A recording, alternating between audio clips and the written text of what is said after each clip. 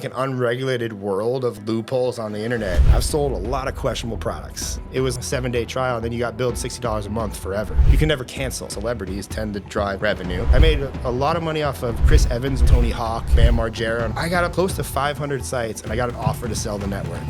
I've been on the internet now, making money some way, shape, or form for 12 years. This is when like internet was starting to like be cool. YouTube was starting to become a thing. There was like, Twitter was like brand new back then. There was like a lot of these opportunities. And then I started finding like these little loopholes. Like, are you familiar with domaining? Like where you buy domains and sell them? Yeah. Well, I thought it would be a good idea to find people that I assume were unintelligent and register their Twitter handles and then sell them back to them. Well, I was like, okay, well, who's cash rich? It might lack some intelligence. Brazzers.com. So I went to a list on the site. They listed all the stars on the site, and I just registered all their Twitter handles. So I went, okay, Jenny X, and I was like, okay. So I went to Twitter and I registered that name, and I wrote one line that said, if you're interested in purchasing this name, email me here. And I set up a fake Gmail account. I forget what I called it. And that was all it said. And I did this for every star on the site. I also did it to some of my favorite athletes too. Right. That I'm like, more so because I was like, yeah, they'll just hit me up and I'll give them their name. $3 to register? No, it was free. It's free to register a name? A Twitter name was free. Yeah, Twitter. Oh, Twitter. Okay, I thought these were domain. I thought these formerly known as X, formerly known as Twitter. So this is like Twitter's brand new, and like I tagged my name. I didn't hide. I just tagged my name and I said, if you're interested in this, email this and we can talk. And sure enough, stars started emailing me. Hey, I'd like to get my name. And I said, cool, $500. Right.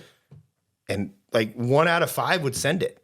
Right. The other 5, the other 4, I never hear from again.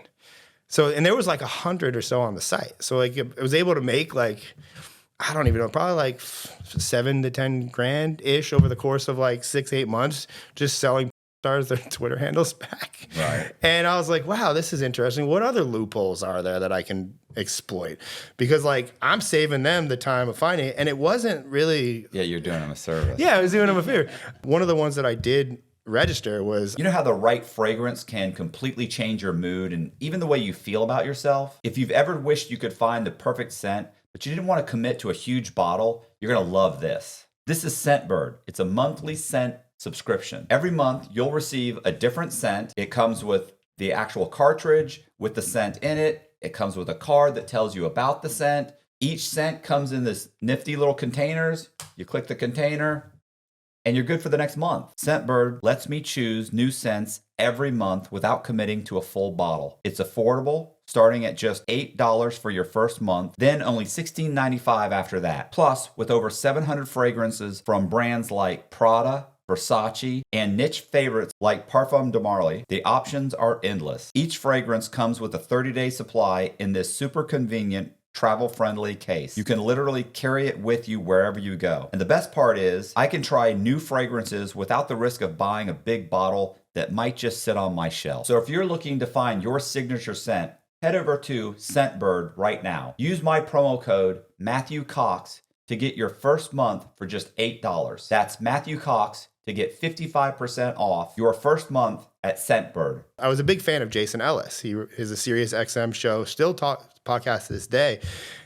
He was like the hero when I was like growing up. He was signed to like XM Radio and his handle was at Ellis Made. And I was like, so I registered that Twitter handle. And apparently, and I listened to the show. For months, they were talking shit about the idiot that registered the Twitter handle, that they couldn't figure out who it was. And I'm like, the information's right. It's me. Yeah. I even emailed the show, it's me. Right. Do you want the handle? I wasn't even trying to exploit him at this point. Yeah. Finally, a producer was on the show. They hired a new producer. I'm like, has anybody emailed the email? Yeah. And they're like, no. So they emailed me and they're like, what do you want? And I was like, ask me that. Well, what are you willing to give? And they're like, oh, we want to give you full expenses paid trip to Ellis Mania, which is he put on a show in Vegas, which had all the biggest extreme sport athletes there. And it was a wrestling match and a big party and a boxing thing. I was like, yo, this is awesome. I said, yeah, can I get these for me and my friend? And they're like, absolutely. And then turns out they bought me a flight. They bought my friend a flight. They flew me to stay at the Hard Rock for 4 days in Vegas. And all I had to do was hand over the stupid password to them. And I said, just so you're just so we're clear, I was going to give this to you, but I really appreciate the trip. Thank Right. you. But it was so much fun because because they saw me with them, everybody just thought I was like famous, and like everybody there would want to hang out. We ended up going to like the strip club and all these crazy shit, like with like a bunch of, I met Tony Hawk at like backstage because I had VIP. I met like Bam Margera and all these huge extreme sport athletes. I was like it's like Christmas for me as like an extreme sport athlete. And all was because I exploited people's Twitter handles. When that happened, I was like, yo, there's like, this is kind of like an unregulated world of like loopholes on the internet. What I had learned from exploiting people on Twitter is that, well, trending people and celebrities tend to drive some revenue. And I had kind of developed a knack for seeing stuff that wasn't popular now, but might be popular in the future. And I was sitting there, I was watching Iron Man 1. I'm a big fan of Iron Man. Like I was sitting in the theater to watch Iron Man 1. Like, it was with like two of my friends, like we're like eating popcorn. And then it was like an epiphany. Jersey Shore came on, like MTV's Jersey Shore advertisement came on, and they were like hyping up the show to launch in like 4 or 5 months, and I was like, wow, this shit's playing in front of Iron Man. It's like one of the biggest movies, Marvel had released was the original Iron Man. I was like, so this is going to be a big fucking show. And I'm looking at all the characters. I'm like, these guys are fucking tools. Right. I said, but they're all jacked and shredded. And I was like, I bet they're all going to create workout DVDs when they get famous. So I immediately from the movie theater opened my phone. I went to domainsinseconds.com, which is still a site this day where you can buy domain names. And I bought jerseyshorabs.com, jerseyshorabs.net, jerseyshorabs.org.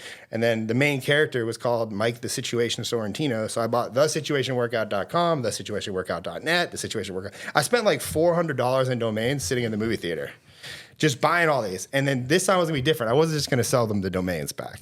So I learned how to make WordPress sites, which were very like push button sites, and then they would rank in the search engines. And I was like, okay, well, nobody knows who these people are yet because that's the first advertisement we've ever seen. Right. So as long as I get these sites up pretty quickly, then I'm gonna rank in Google page 1 for all of these terms. And if one of them just gets jacked and shredded, I'm going to make a lot of money because I'm going to sell people a bunch of affiliate offers. Because that was like the world that I was kind of falling into, which is like the underground world of affiliate marketing. And I've sold a lot of questionable products like that. I'm like, I've sold Viagra, I've sold testosterone boosters, I've sold some legit, digital products. But when I saw this, I was like, okay. So I went home and I built out all these sites and I kind of forgot about them. And then all of a sudden I started seeing the advertising ramp up for Jersey Shore, and I'm like, oh shit, it launches this Thursday. Cool. So me being like, at this point, like I was kind of really deep into the world of internet marketing. I was studying like copywriting. I was studying how to, persuasively write. I was, watching a bunch of training courses. I was like very good student of direct response marketing. I read a lot of Dan Kennedy, Robert Cialdini. So a lot of like influence and persuasion. So I wrote like one post that was hypothetically a workout that these guys may or may not have ever done. Mm-hmm. And I just hyperlinked all of the points where it made sense to a workout program. Well, the workout program just happened to be this one called Visual Impact Muscle, which was, we ended up becoming friends. His name was Rusty Moore. It was a $47 product digitally, and it was a $31 commission. I was like, this is awesome. It's a great commission. It's a great commission. Yeah. So I linked it, and I even went so far as, because he had a video on his page, I even, went to art school, taught myself some Photoshop. Mm-hmm. I created a fake YouTube screenshot with a play button and a picture of like, the situation behind it that was kind of blurred out. It was like unexposed workout secrets. And all of these links were my affiliate link. So, and then I put that post on every one of the sites that I had. So it was across like probably, 30 different pages on my sites, and it ranked for all different types of terms. And then I just sat back, and Thursday night happened, and 8 o'clock Thursday night, like I was like, okay, if it's gonna work, it's gonna work. Let's see if people think this guy's jacked. I watched the whole Jersey Shore. Actually became a fan. Thought it was a great show. Watched it for all the seasons. It was horrible. I was like, but it was an extra special because from 9 p.m. until about midnight, every Thursday night, really? I'd make a few $1,000s. Okay, nice. Because everybody would watch the show, go to Google, Mike the Situation Workout, boom, find my site. Buy the guy's product, boom, find the site. Buy every single Jersey Shore term for about 3 years.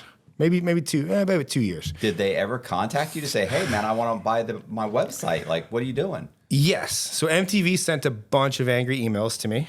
Cease and desist. Cease and desist. I think I got them in the mail, but this is a long time ago. So I'm like, I don't remember if I actually got it physically in the mail, but I got a lot of angry emails. Because I was like, I put that I registered the site. I put me as the author on the page. I wasn't trying to hide. I had a bio only because those made the sites a little more trustworthy. If there was a bio of the person reviewing the workouts, and it was just printing commissions for me. And I swapped out products here and there, but the visual impact worked really well to the point where I was selling. The guy ended up contacting me, the owner of the product. He's like, dude, you're selling like 250, 300 copies a month. He's like, you're like one of my best affiliates. And he ended up sending me a bunch of he ended up buying trips for me. He ended up really treating me well, because that's kind of how the affiliate game works. If you got somebody that's making a lot of money, you take care of them. Yeah. And I was like, this is pretty cool. But I saw this as an opportunity because MTV did get pretty pissed at me. And then they were just like, we need you to take the site down. And I actually went to an attorney and I said, do they have any grounds? Because I never had MTV. I just had Jersey Shore workout. And because Jersey Shore is like a place, I was like, you don't own the rights to Jersey Shore. Yeah, but the one they really wanted was The Situation Workout.com. They wanted all of them. Were you willing to sell it? I mean, I'm willing to sell it. They tried to strong arm me into giving it to him with cease and desist. I kept saying no. I went to an attorney and I said, will I get in trouble if I keep doing this? And he's like, no, they have no grounds, because it's a phrase. It's like The Situation. Yeah, it's like saying fast food. Yeah. It's like, you're not saying McDonald's. Fine. Yep. It's like, you're fine. And I was like, okay. So I just kept saying no. I just kept replying, nope. I'm waiting for them to offer me some money for these sites. Eventually, they came back because The Situation did create a workout DVD. Mm-hmm.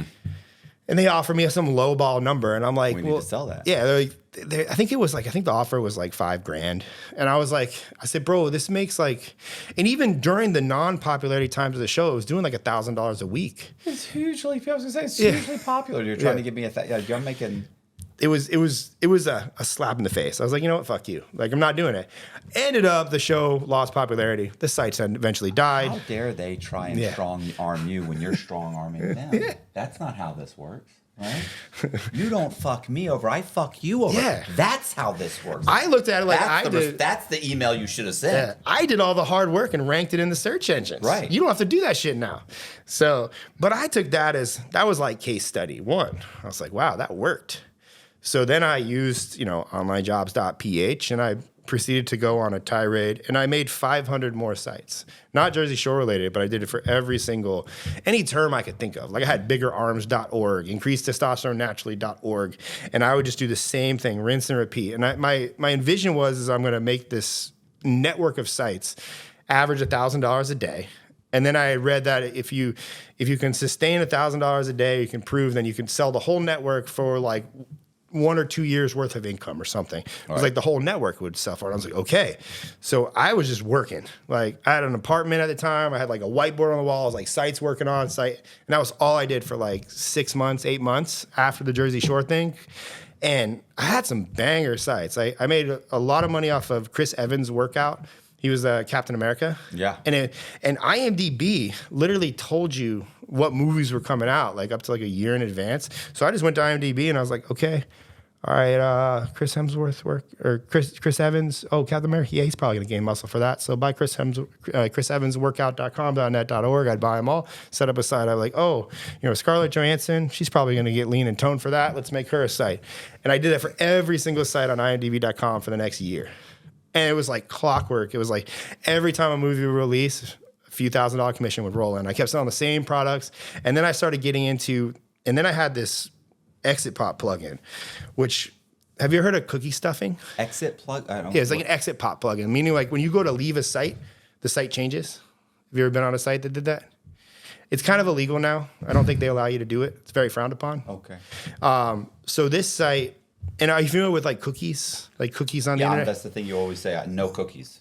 Yeah. Well, most people don't say that. What does it do? It tracks where you've been and kind of what maybe. So different. So Amazon, I think, has a 24-hour cookie. So if you say, hey, Ryan, you should get this computer, and you send me a link through your affiliate link, and I buy it within 24 hours, you get the commission. Okay. But if anybody else clicks on it, you still get the commission for 24 hours.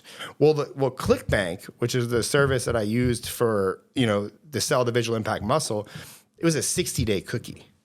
So like any click on the internet was basically mine if they ever came back to buying that said product.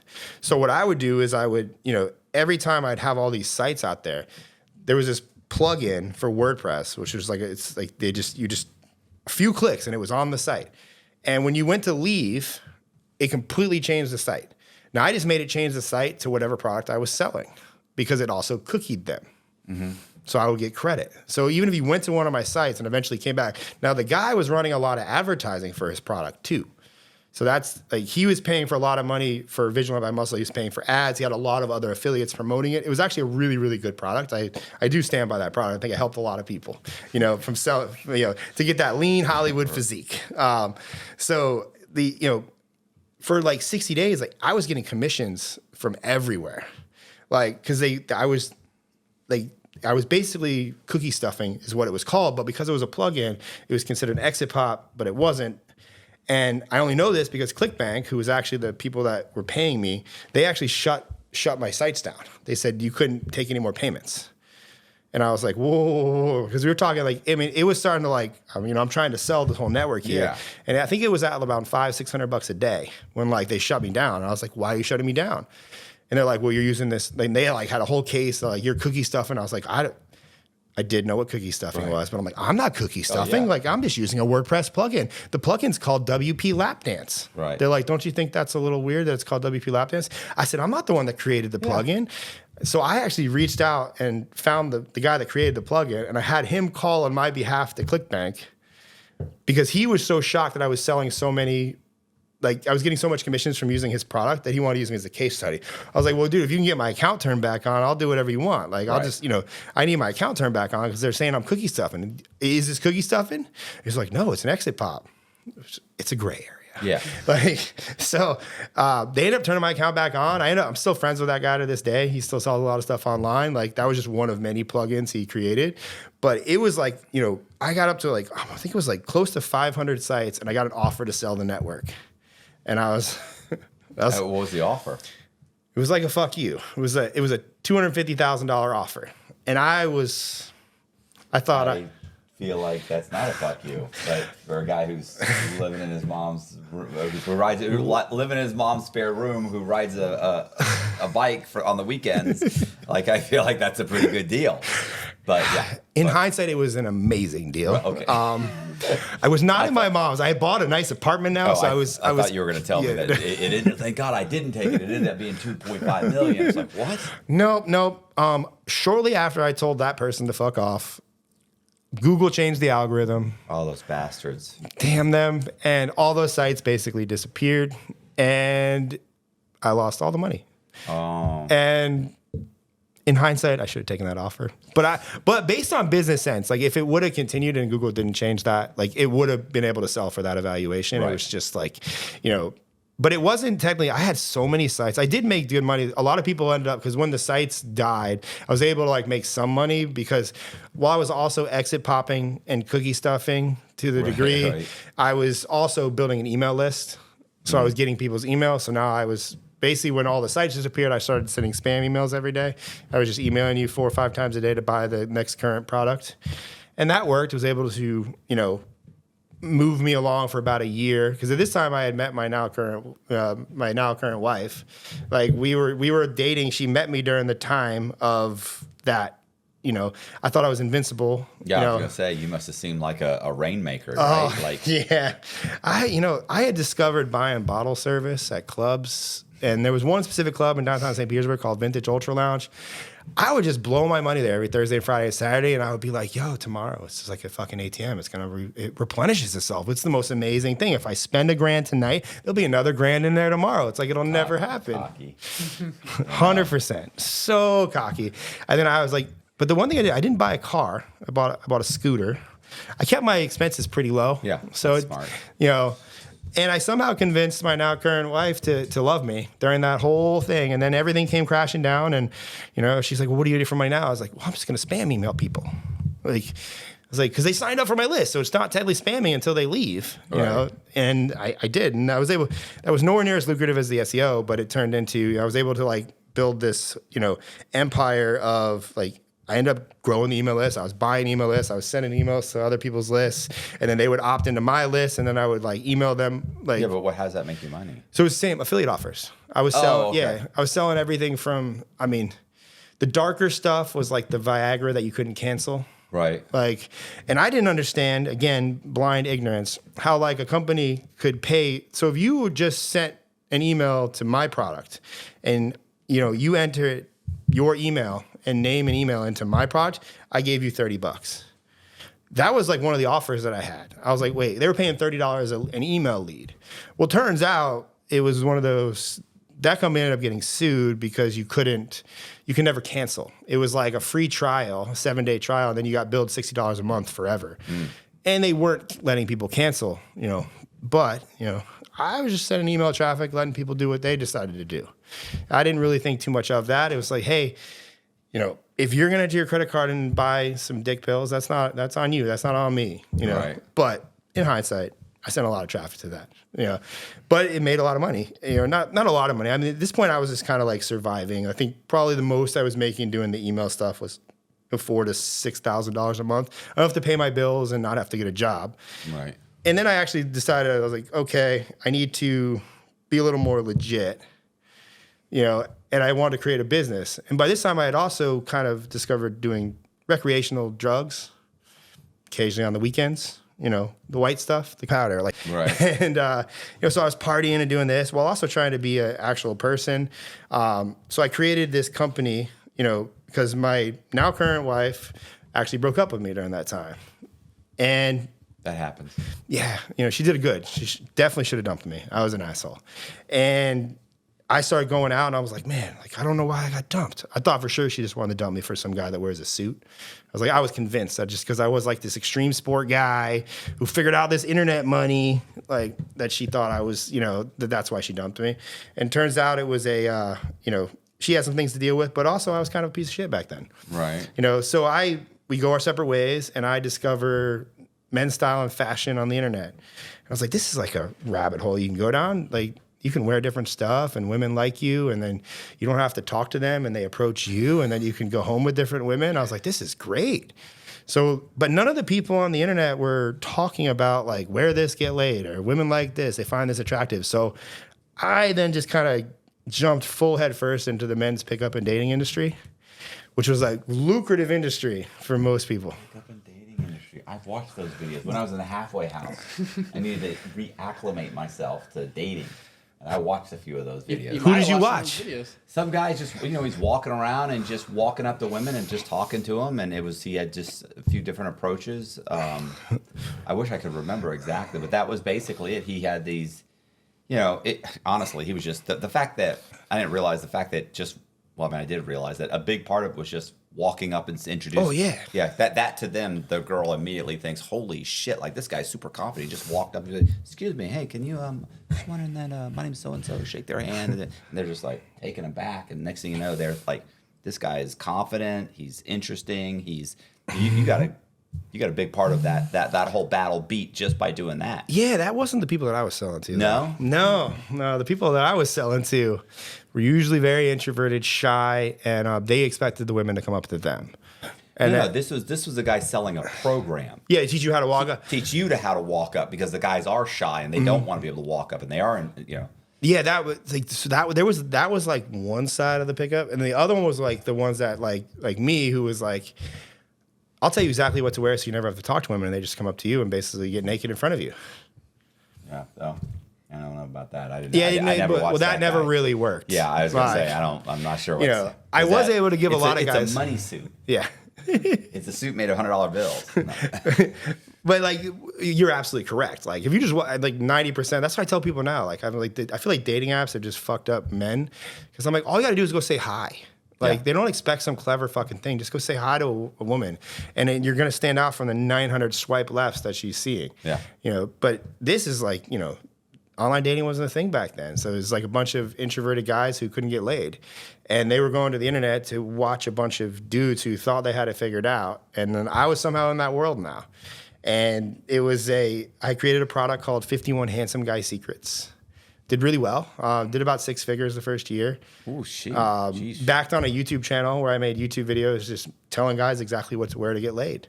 And at the time, this is you making those videos. This is me, my face, just like we're talking now, with a cell phone. Like on like YouTube it was really starting to people were already starting to be YouTube famous. Vloggers were popular now.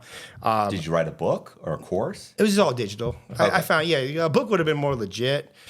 Yeah, a little bit more work. Yeah, a little bit more work and maybe less lucrative. Well, you could do all of it. You could do that. Like, hey, and I'll send you the book, or hey, you can download the book. I did make my own version of Luis. What was it? The Robert I made 27 New Laws of Style. Oh, yeah. I copied the Robert Greene book. Was it? Yeah, was it Robert Greene? 48 Laws of Power? Yeah, 48 Laws. I copied the 48 Laws of Power cover, and I made the 27 New Laws of Style. Jesus. I mean, no shame at all. Hey, it was branding. It's like I didn't steal it. I just, repackaged it. He doesn't own a red V. Yeah. So I created a bunch of just digital products, but the most successful product I had during that whole time was I found out that the guys just wanted me to tell them exactly what to wear. And to be fair, I had some good outfits. I at this point, I was like, I had reinvented myself, and I was definitely on the right path as far as not looking like a criminal who could rob you. Because that's the look I had as an extreme sport athlete who was kind of angry at the world, who turned down a $250,000 offer to buy all of his websites and said no, and then Google took all the money away. Right. So that person was very angry and pissed off. And then the new person was really kind of, I was starting to wear tailored suits. I was starting to wear leather jackets and nice shoes. And I learned how to dress like an adult. Right. And I was going out and I'm like, wow, women really do respond positively if you don't look like a slob. And, I think that a lot of extreme sports athletes kind of have that, because when you're an athlete, you kind of have that aura about being a professional athlete, especially if you're in that world, when you're partying with a bunch of athletes, everybody thinks you're cool. You're like, oh, he's a professional, but when you get to the real world, you realize that you just look like a criminal. Mm-hmm. You don't look, you're tattooed in most cases. You're wearing baggier clothes at the time. You just don't look like you fit in normal society. And this was something that was very hard for me to kind of adjust to. And I did. Basically, I found other people's YouTube videos and I was able to reinvent myself. But then I started getting all my friends were like, yo, can you help me dress? Can you do this? And I said, yeah, let's go to the mall. And then they're sending me their friends. I remember I had a friend, his name was Dave. He's a finance guy. And he just looked like a typical finance guy. I was like, I need a little more edge. I look so square. Can you help me? I took him to the mall, went to International Mall, picked out a bunch of shit. And then he's like, dude, I got laid. This is awesome. He's like, I told my friends about you. I was and now I'm well, fuck, am I Hitch? What is this? How does this even work? Right. I mean, I was always naturally good at talking to females. I never really struggled with that. But the style just made it very easy for me to approach women and women to approach me. And, so that was where I just started making videos every day. And all the titles were the most obnoxious shit. Wear this shirt, get laid. And then even the 51 Handsome Guy secrets, the whole pickup and dating industry decided that because I had the only style product. So they started selling my style product as an affiliate, and I was giving them $31 commission because I was like, well, here's how you motivate somebody to sell your shit. You give them a bunch of commission. So I was starting to do that, and then I had a continuity on the end of it that was $60 a month, which I did cancel people. I didn't steal their credit cards and shit. It was very easy to cancel, but and I was able to build that up to where it was a residual 6 figures of people, and every month I would just send them outfits. I would Photoshop together what looked like outfits, right. And then I took 7 of the best ones that people liked from my members area, and I created a book called Seven Outfits to Make Her Want to Fuck You. Right. And it was $7. I sold 5,000 or 6,000 copies of that for $7. Right. And it was the best selling product I've ever had. And I had an order bump. Are you familiar with an order bump? Mm-mm. So an order bump is on the page. So this is all the different ways that internet sites make more money. An upsell? Yeah, well, it's only an upsell after the first purchase. This is before the purchase. So you're on the checkout page and you're entering your information and you're buying a book called 7 Outfits to Make Her Want to Fuck You. And it's hey, wait, before you hit go, do you want 7 more outfits to make her want to fuck you? Right. Click this box. Click the check box. Boom. Now I just got $14 instead of 7. Then the upsell flow starts. And the upsell flow on this one was a work of art. The first product was... If you don't say so If I don't say so myself. The first upsell was, I'm like, okay, so they just bought 7 outfits, or essentially 14 outfits to make her want to fuck you. Like, okay, well, let's give them more outfits. So then it was like, I think it was like 99 outfits that make her come to you. And it was like just a bunch of Photoshop outfits and like why you should wear them. Right. And then so I think it was like clothes that make her come to you. Oh my God. And then that had like an 80% take rate. So like 80 out of 100 people said yes to that offer, and it was $29. And then I'm like, okay. So sad. Does anybody else feel bad? Like, that's how Luis came into my life. Oh my God, Luis. He bought it. But oh my gosh. So then it was like, so that was the first upsell one, was close to make her come to you. And I was like, okay, well, what's the next one? I said, well, I knew based on data and talking to people that everybody struggled. Women loved the bad boy. I mean, you're familiar with that. Like, right. People love the bad boy. So I was like, well, everybody's a bad boy. We just got to unleash it. So I made Unleash the bad boy. So I made Bad Boy Unleashed. And it was a $99 12-week masterclass on how to unleash your inner bad boy. And that one crushed too.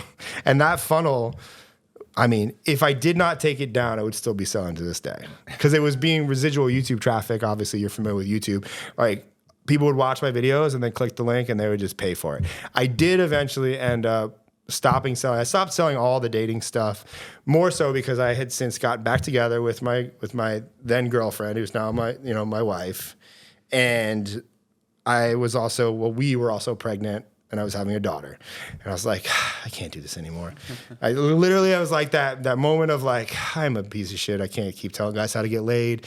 I'm just not going out anymore, and I don't really care. Like, I still dress well. I can still give you some advice there. But I knew based on culture and the internet, nobody was going to click on that shit unless I put some fucking obnoxious title on it. Right. As like, that's culture. So I was like, I have to keep talking about this. And I was just like, I cannot do this. And so I quit. And then that brought me to, a year or so where I was kind of confused. Now I'm like, I got a daughter. I had some money saved up because I didn't blow all the money this time. Right. I didn't have a lot saved up. But I had enough to where like I could kind of fuck around for a year and figure myself out, But I found myself towards the end of that kind of, dissipating. You say your savings going away. Still didn't really know what to do. Instagram's becoming popular, so I started making some little videos here on Instagram, and I started kind of growing in Instagram because I was really late to it. Because I was focused on YouTube for so long, I was late to Instagram. And then I started, I was introduced to like, every once in a while I like to do some drugs on the weekends. And I was like, I went out and I was like, me and my one friend were celebrating our first Father's Day. And for whatever reason, our girlfriends at the time or fiancés let us out, and we go out, and I'm like, fuck. I'm like, I'm having fun. We're doing good. My one friend's like, oh, here's some cocaine. Hands me a little bag. I was like, oh, cool. Put it in my pocket. I was like, didn't even do it at that moment. I did some previous in the night from somebody else. Right. But then we're like out downtown St. Pete at the bars. And now, mind you, at this point, I think I look like a very respectable person. I'm like dressed up. Like, it's a Saturday night. We're having fun. Like, I'm a dad now. I'm back with my girl. Like, we're, I don't know if we were engaged yet, but it was around that time, where we got engaged. But I was like, yeah, things are good. Doing a little, powder, like here and there. And then I go, and there's a bar called McDitton's. And I walk in, and I'm like, my one friend who ironically gave me the powder, like to hold, I had it in my back pocket. So I'm walking up to McDitton's. He's like, yo, let's go see so-and-so. He's our friend. Like, we haven't seen him in a while. We haven't gone out because, we're like dads now. We're like not going out. And I walk in, I like the bouncer's standing right there. He's like, ID. I was like, cool. Go like this. Pull out my ID, and what is stuck to the bottom of my wallet? Powder. Like, it just falls out right on the ground. And I look at the ground, and I look at him, and I look at my friend who's like already gotten in, and I like panicked. I was like, oh shit, what do I do? I was like, I should run. Well, he's a bouncer. I don't know. Okay.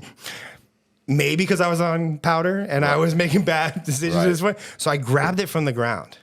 Like, I picked it up real quick, and I just took off.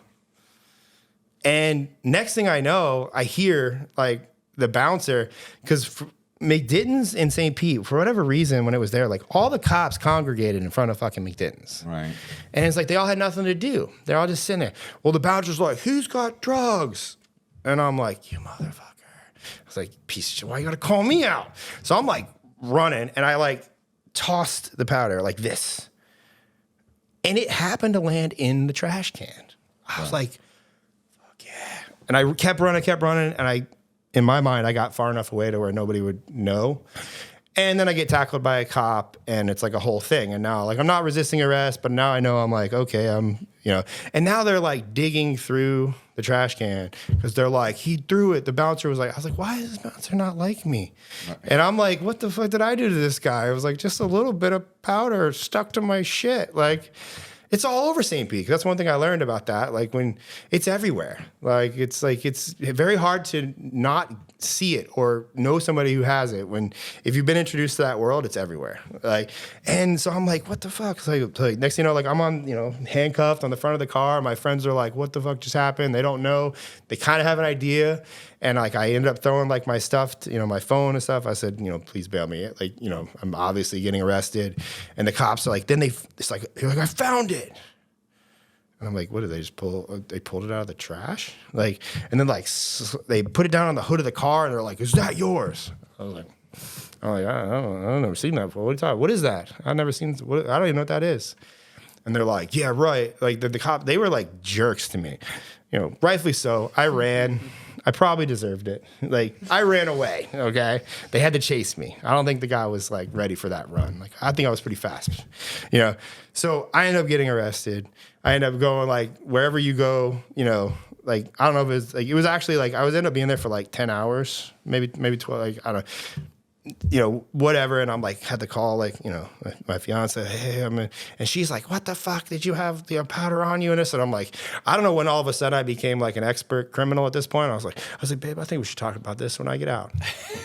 I'm going to assume this is a recorded line. Thankfully it was a recorded line.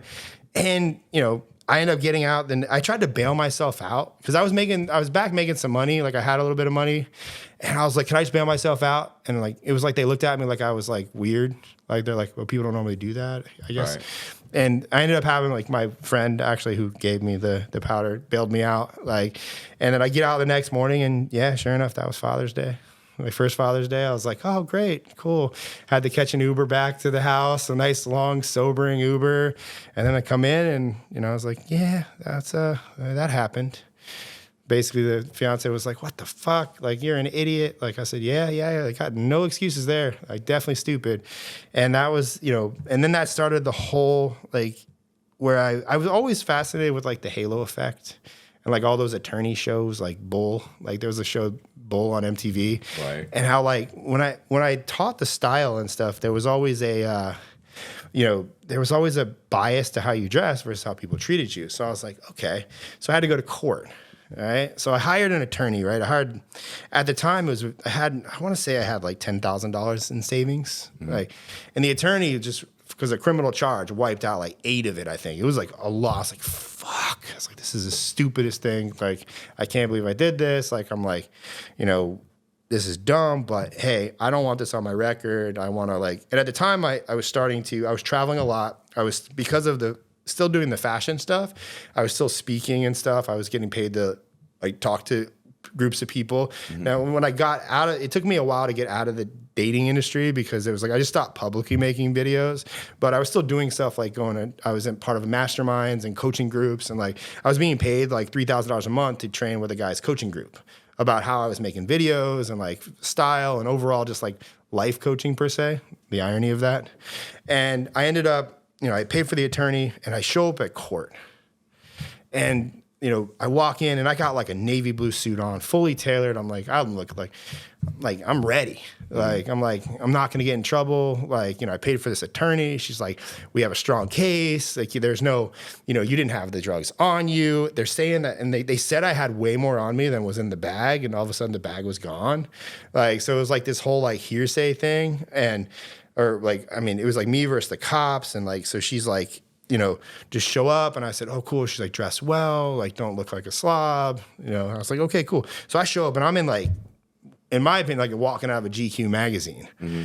And she walks up, and I'll never forget this. And she was like, "What the fuck are you doing?" I was like, "What?" I was like, "I'm wearing a suit. Respect to the judge, right?" She's like, "You look like a privileged white kid."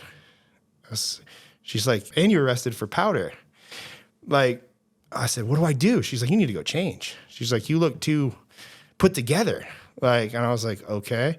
So she's like, "Do you have anything you've changed?" I was like, "Well, no." She's like, "Well, take off the jacket, maybe take my tie off and just like kind of untuck my shirt to look a little disheveled." She proceeded to walk me in, spoke everything. I ended up paying fines, but I had to plead guilty to a misdemeanor paraphernalia charge. And I basically walked away for, I think it was about $1,000 in fines. Okay. And I was like, but that moment I was like, and I said, "Why did you make me change?" She said, "Because I didn't want the judge to, you were already there for what they were saying was a decent sized amount of powder. And they don't have. That they didn't have, but they had but they said, but you looked like a privileged white kid." And I was like, okay. All right. And that was like my introduction of like, that was like the halo effect. I was like, wow, this shit's real. Like, it really does work. And, I've shared that story a few times, like, and got millions of views on the internet for sharing that story. But like, it just kind of further ingrained, like, how you present yourself really matters. Even in those situations, I was like, I'm sure, like, I don't know how real this is from what your experience, but they say, isn't it like a negotiation factor of like when you have to see a judge to let you wear the jumpsuit or put you in your own clothes? I mean, if you've been arrested, and you're in jail, your lawyer should be allowed to bring you a change of clothes so you don't have to go in front of open court in an orange jumper, because when you're wearing an orange jumper, you look more guilty. Mm-hmm. And especially if you're going to trial. If you're going to trial, that your lawyer will be like, "Look, you need to wear." They'll try and insist. Some guys are like, "I don't give a fuck. I'll wear the orange jumps." Like, they don't care. Yeah. But they typically always want to dress you out nicer so that there's not a bias from the jury as to, you look like a criminal. You're in an orange jumpsuit. You look like, they want you clean shaven and in a pair of khakis and a nice long sleeve shirt and try and cover up the tattoos. And that's a better look. It at least makes them think it's possible. This guy looks like a normal citizen. He doesn't look like a gangster.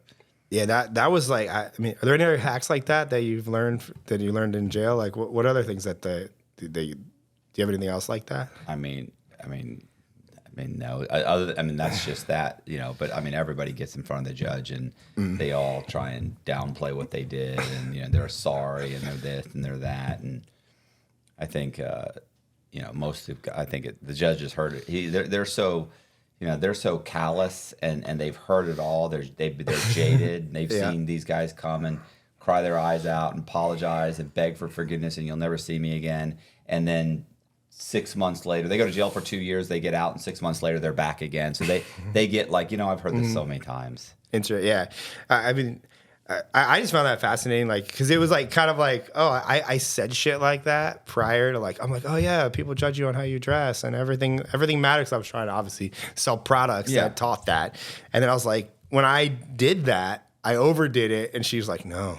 Yeah, the opposite. Yeah, she's like, that could be like, that could harm you in this situation. And I mean, she didn't make me look like a slob or anything, but it was just, I was just like, oh shit, I would have totally just walked in there, and she's like, yeah, you kind of look like an arrogant prick. I was like, oh.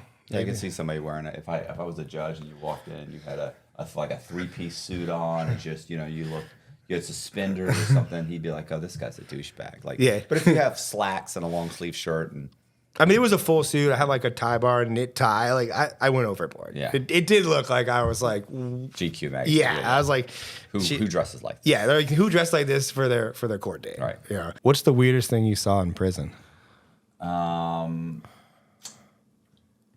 The weirdest thing? Yeah, like where you're like looking back, you're like, what the fuck? There's a lot of weird stuff. Baby, please. Yeah, I was gonna say that's the most, like, to people, like, what's the worst thing you ever saw? It's not like walking out and seeing two guys having sex or anything like that. Like, if that happened every once in a while, you'd walk, or you'd. Is that in the bathroom or like in a shower stall, and you're like, oh man. But yeah, I would say that was pretty. Yeah, that is weird. Yeah, that is probably the weirdest thing. Just seeing two guys hooking up? No.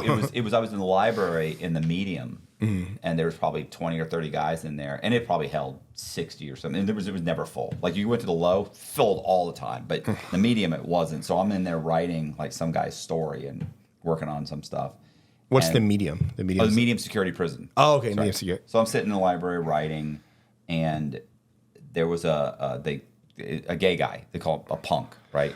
I guess a transgender now, right? So because it was a dude that looked like a woman. He whatever believed. I don't know what the political thing is that you say. Anyway, in prison he was a punk, and he looked like a woman. I mean, he'd trick you. You know, it could be a bad night. But I mean, little thin braids, super thin, not dainty, probably 5'8", 5'9", but I mean super skinny, right? Mm-hmm. And was looking at a Vogue magazine. And I mean, it's just like a whole act, right? Yeah.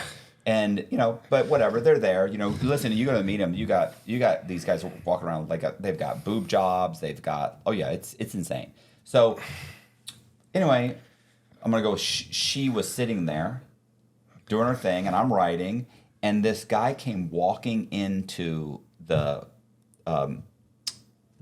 library who'd never been in the library before in his life. He was 6 foot plus, jacked up. I mean, looked like he was on steroids. He was massive. And he walks into the library. As soon as he walked in, everybody looked up, like, holy shit. Mm-hmm. He walks right up to the punk, and he goes, "Baby, can I talk to you outside?" And she just keeps turning the page.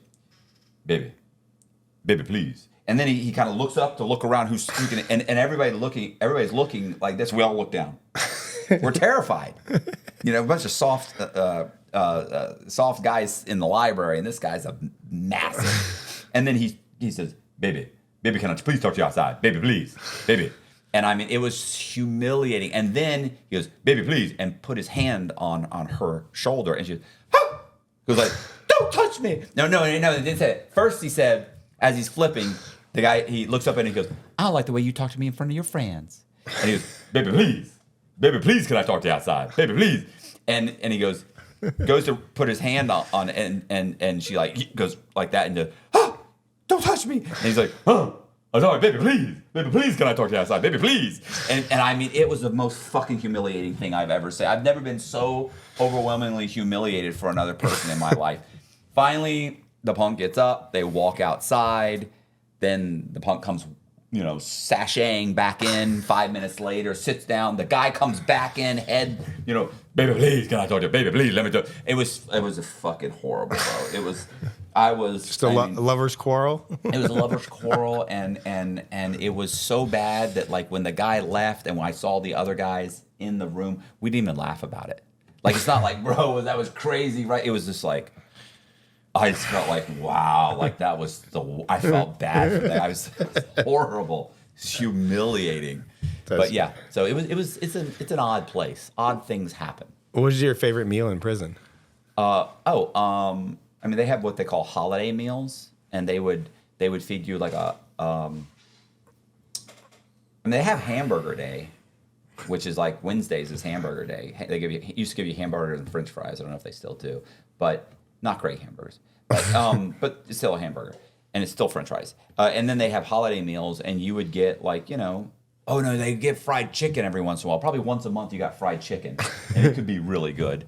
And then on holiday meals you would get a real meal, a meal and it's so funny, dude, because these guys would bitch and moan.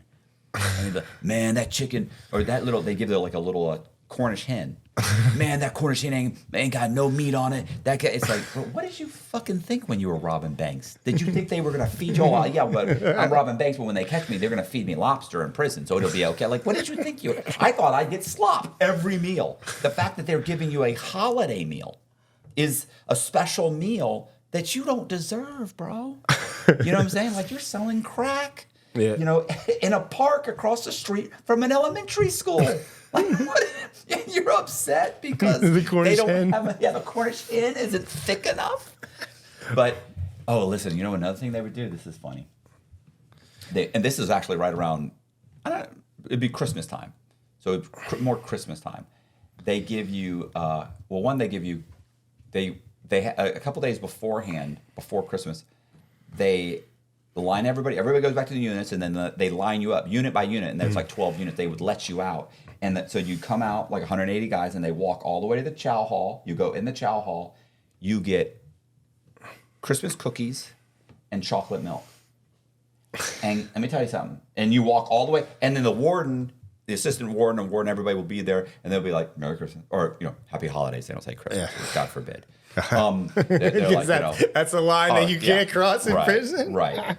And then the guys would walk by, and they're like, "Happy Holidays, Happy Holidays." The guys are like, and what's so funny is before you go, and you get a ticket, right? You hand them a ticket, and you get your stuff.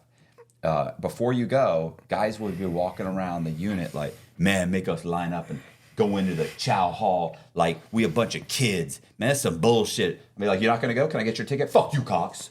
You know I'm going to go." What are you bitching about? You know I'm going to go. Is it embarrassing? Is it humiliating? Absolutely. Well, that's prison. Yeah. That's what happened. That's what you signed up for. And you don't have to go get your Christmas cookies.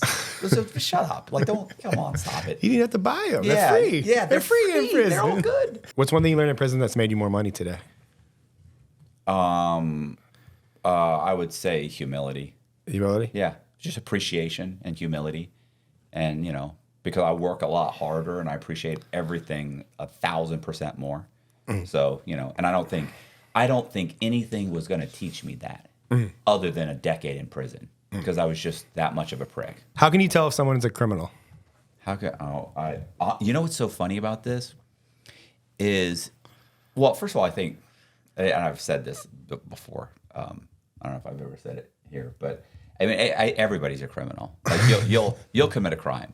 I have. Technically. Yeah. Oh, absolutely. We just talked about it. But I'm saying you could be the. I actually was in a program called RDAP. It was a drug and alcohol kind of a recovery program in prison. So it was like in a prison, and the psychologist that ran the thing was going around talking to everybody and talking about getting out of prison, that sort of thing. And they were talking about when I had talked about my getting out program, like, well, what I was planning on, I said I'm going to do this for about a year, I'll give it about a year. And they were like, well, what happens after a year? And she goes, and I said, if like in a year I'm living in the spare room and I'm riding a bus and I can't pay my bills. And she goes, yeah, what happens then? I go, I'm going to commit a massive, massive fraud, and I'm going to leave the United States because that's where I fucked up last time. And she went, well, committing a crime should never be an option. I go, well, anybody will commit a crime under the right circumstances. Mm-hmm. And she goes, that's not true. I said, really? I said, let me give you a scenario, Doc. You got 2 kids. And I know she had 2 kids. Yeah. I said, you got 2 kids. Let's say you're married, you're a psychologist, you work for the government, and suddenly there's a recession, and they cut back on programs like RDAP, and you lose your job, and you find out that your husband is having an affair, and he leaves you, and he leaves and stops paying child support, and you lose your house. By the way, most of that I knew through the back door. Some of that was true. I said, and he leaves you, and I said, you're struggling, and you no longer have a job, and people don't have disposable income to worry about their feelings. I said, and your kids, you lose your house, and you're living in your car with your 2 kids, and you're sleeping in a grocery store parking lot, and they happen to put the bread 4 feet inside of the door. And if I walk by there and I snag a loaf of bread, my kids live for another week. And I said, anybody under the right circumstance will commit a crime. The difference is your threshold and mine is just, my threshold's just a little bit lower than yours. That's all. Anybody would do it. Yeah. So, I'd get that bread. Absolutely. Fuck that. Fuck Publix. They got enough money. Right. But I think anybody would commit a crime. But I also think when I was out there committing crimes, it was very easy for me to convince people to help me, either by manipulating them or simply by, you see someone that's maybe struggling and they see that you have stuff and you're endearing to them and you're extremely manipulative. The idea of paying someone for their service several times, so you have 3 different interactions with them, knowing I'm a decent guy and I will build a relationship in those 3 interactions and we'll be friends and I'll get his advice for free from now on. That's amazing. That's a great situation, right? The guy that paid the one time for the hour or however long that period of time, he's not going to be able to do that. You knew, break it up. I'll be endearing. I'm going to make him laugh. It's going to be great. I'll be my best for 15 minutes. Yep. So I think that I was always very good at figuring out who was susceptible, and I think that's just intuition. I'm a huge believer in intuition. How do you know if somebody can be easily manipulated? I don't know. A lot of people don't have super. People want to be liked, and they don't have super solid foundations. And I think that you find somebody that wants to be liked, and they're easily manipulated. Right? Like they want to be liked. They don't have that. It could be anything. It could be you know, those people that won't draw that line in the sand, and you know, like I tend to fake that. You know, like I'll fake like, oh yeah, no, I get it. Hey, I understand. Like I get you wanting to, you know, whatever, you know, you're a Democrat and or you know, you're liberal and I'm conservative, but I get you. I understand. Like, hey, I want free health care. I understand that. And you know, so you do that whole thing, you know, but the truth is, you know, I have horrifically harsh lines, but I'll allow myself to appear to be manipulated because I need you to feel like I'm on your side because I then will later extract something from you. It's a horrible personality trait that I'm struggling with. That you're really good at. Yeah, so, what's the most common crime people commit? Gosh, I don't know. That's the most common crime people commit. In federal prison. In federal prison? Sure. I mean, if you think that you have a better insight on I mean, honestly, it's probably selling drugs, right? Like, is that still a crime? Unfortunately. Why is that still a fucking crime? Yeah. Well, I mean, unfortunately, it's probably, it's you know, it's so funny too because a lot of people will sell drugs. They don't even think it's a crime. Like, you know what I'm saying? Like the kid that's bringing some marijuana to his buddy in high school and he's selling it. Yeah. And even if he'll break even, he didn't even make any profit on it. He just gave it to his friend. I'm not selling, but I'm just getting my money back. You just sold, you know. Yeah, I don't know. I don't know. I'd have to say drugs is the most common one because anybody can do it, you know. What did you spend most of your time doing while in jail? I mean, what I spent most of my time doing was waiting in line. But other than that, I would say it was writing. You know, I wrote pretty much all the time. Just that's what that's what got me through jail. Were you writing? Were you writing before? I had written before I went to prison. I'd never published anything. I never really completed anything that was like a solid manuscript that was edited and ready to go. But I'd worked on stuff before, like I'm creative, right? But it wasn't until prison I think I really kind of like got good at writing and took it seriously in prison. You had a lot of time. Yeah, exactly. No, exactly. You have.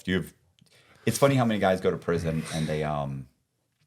and they focus on playing handball and you know basically doing a bunch of shit that's like, okay, none of that's gonna help you on the outside. No. And I kept thinking, what can I do to try and do something else when I get out here? Because the judge was very, very he was very, very stern when he said I couldn't commit fraud anymore. I mean, he was really adamant about it, and I really felt like I feel like I can't be in front of this guy again. He's really adamant about it. I need to do something else. What's the worst thing you can do if you get arrested? I think mouth off to the cops. You know, I did that. Yeah, it never ends up well. Like it's like this isn't gonna. It's already going bad for you. This is only gonna go worse. Yeah, I think. Yeah. Oh, I also think it depends on, if you're guilty of something too. You know, sometimes the cops will arrest people that they haven't really done anything. You know what I'm saying? So, yeah. So, but just I think mouthing off just makes it worse and worse and worse. And then, but I also think that if you're convicted, if they've arrested you for a serious crime, then I think talking to them is a mistake. Then I think you have to get to that point. It's like, I really feel like I need my lawyer. That should probably be done fairly quickly. You still be very polite, like, hey, I get it, I understand you have a job. I just feel like what you're saying, I need to talk to a lawyer. Like, And what's the best thing you can do if you get arrested? I think get a lawyer.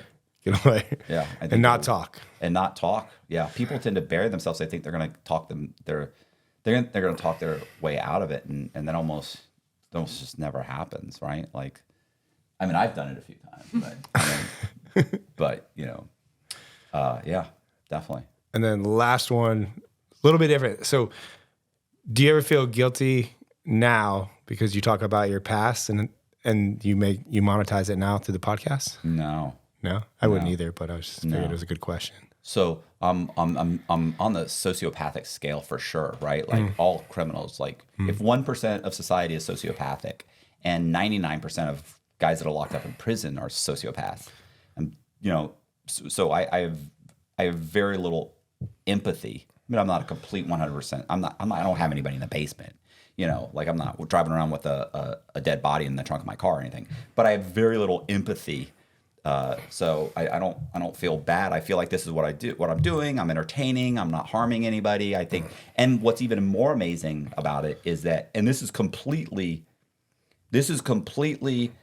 not as a result of me making an attempt at all, which makes it even more bizarre, is that there are people out there that are like inspired by me just making a normal living. And they send me letters and emails like, you're an inspiration, you're this, that. And I'm like, I'm just trying to make a living. And they're inspired, like you've turned your life around, like by trying to do something legally. Like everybody that works at Walmart is doing that right now. They're legally making a living. Like, and yet people, it just happens to be that people are inspired by it and they like it. And if people like you, they want to see you succeed. And that's as fucked up as society is. That's a great thing about society, that they want to see that Americans love a comeback story. Oh, they do. They love it. Thank God. The worse it is, it seems the more glorified it is these days. It's even better. I mean, so what's your opinion on Jordan Belfort? Oh, I mean, I love Jordan. But listen, there's a guy. Oh, come on. What's his name? You don't think he's a snitch? Jordan Belfort?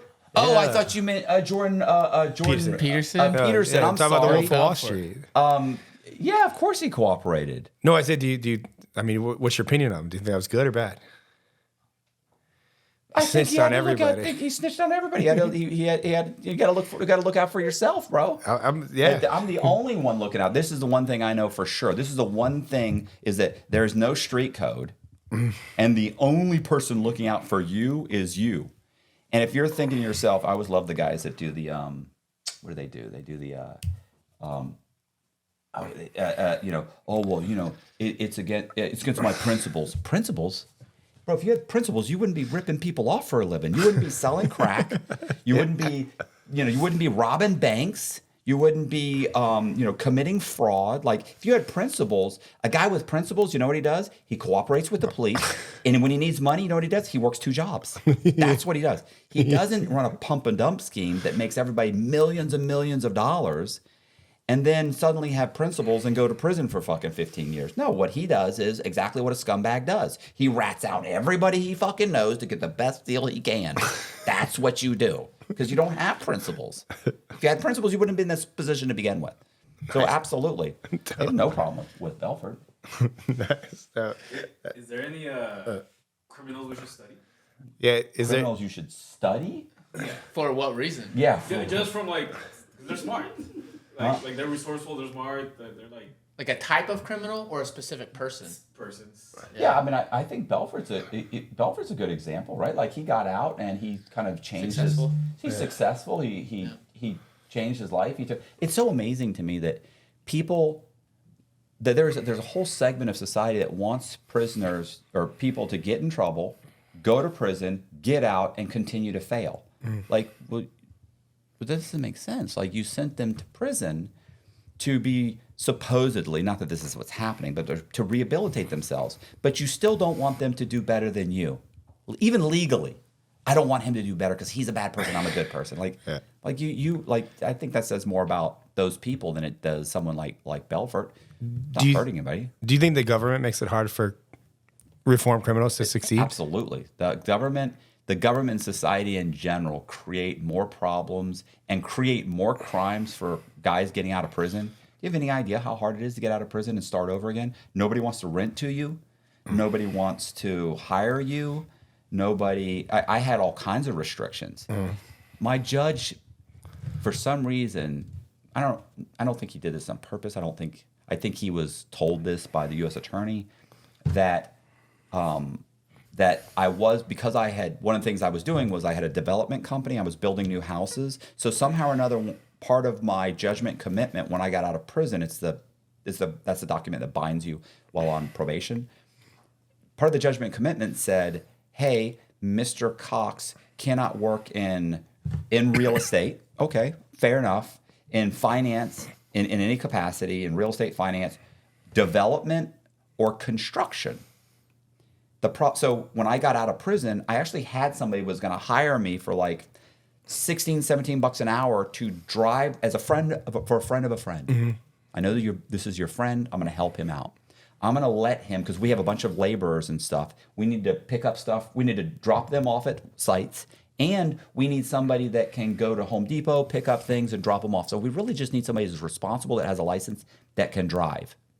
I go to my probation officer, boom, got a job, 40 hours a week. Got to pick up guys, drop them off. It's great. I just got to sit in the truck. And she was like, look, you'll be sitting in the truck for hours at a time waiting for people.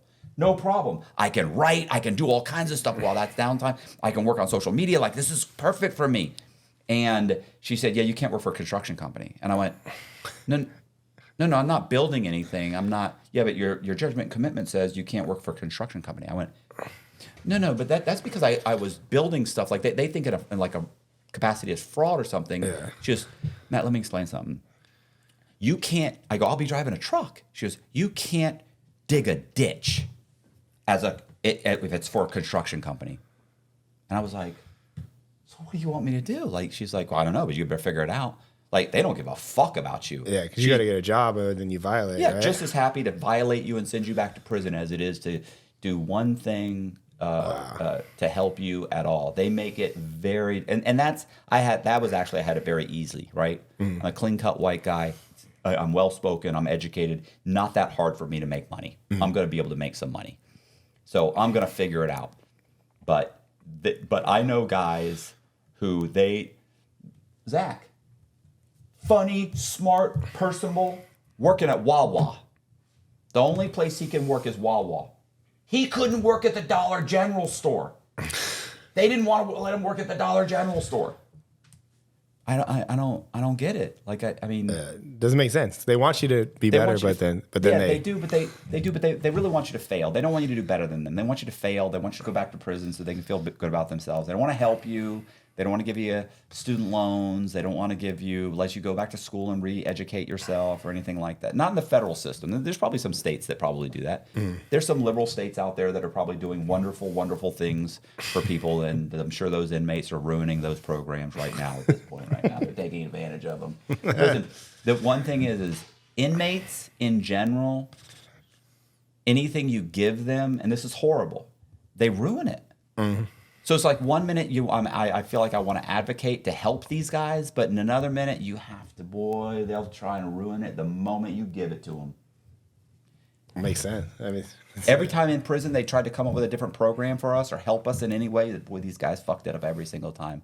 Hey, let's give them new guitars. These guys are snapping out the guitar strings and making tattoo needles for them. It's like, what are you doing? They're DVDs. Well, let's have a DVD room where they can watch movies. Wouldn't that be nice for them? And that'll help them. They like to watch the movies and it entertains them. And these guys have nothing to do. And the next thing you know, they're sneaking in porno DVDs through the guard. And they're in there, rubbing one out. And you're like, what are you doing? What are you guys doing? I'm trying to watch Planet of the Apes here. And you're rubbing one out. Yeah, Kiki's next to me rubbing one out. What are some ways that the guards help the prisoners? Help? Or will they? I mean, we went to two different places. No. What are things that guards do to the prisoners to do they all sneak stuff in for them, or how does that work? I'm not sure that's helping. But it's not helping. But the guards will. Here's one of the problems is COVID really for the federal system. COVID was so rampant in the system. Guards that were able to retire started retiring. They're like, I'm gonna die. Like guards are dying. You got guards who are like, overweight, who have medical problems, who are So-and-so died, so-and-so died, so-and-so died. Fuck it, I'm at retirement. I was going to work a few more years to get that up a little bit. I'm done.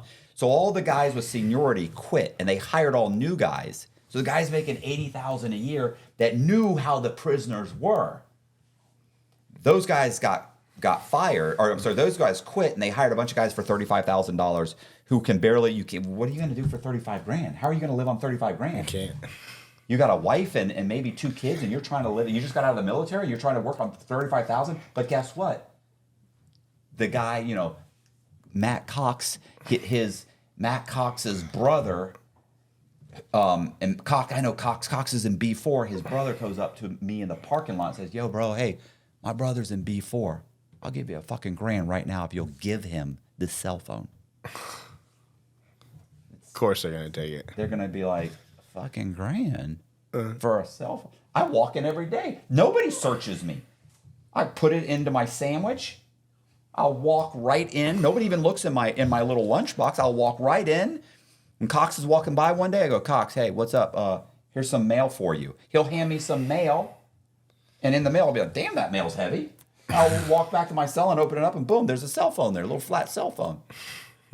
Cox, the guy might talk to you later, like, "Bro, you better make sure you hide that shit, because if I find it, I'm gonna fucking take it from you." Because guess what? If they take the cell phone that they bring in, they get a bonus. So they'll get like $200 a bonus. So then these guys will bring in cell phones and then find them on you 2 weeks later.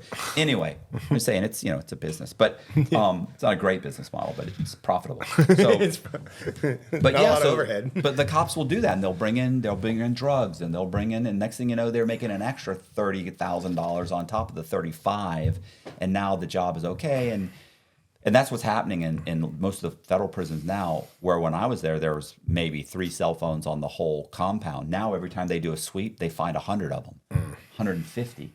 They're making alcohol, where before the guards were too smart. They've been around too long. They knew how to find these types of things. They knew where they hid them. They knew how it worked. The new guards are clueless, so they're able to run game on them. What a friend of mine said that there was Jordans in prison. Is that true?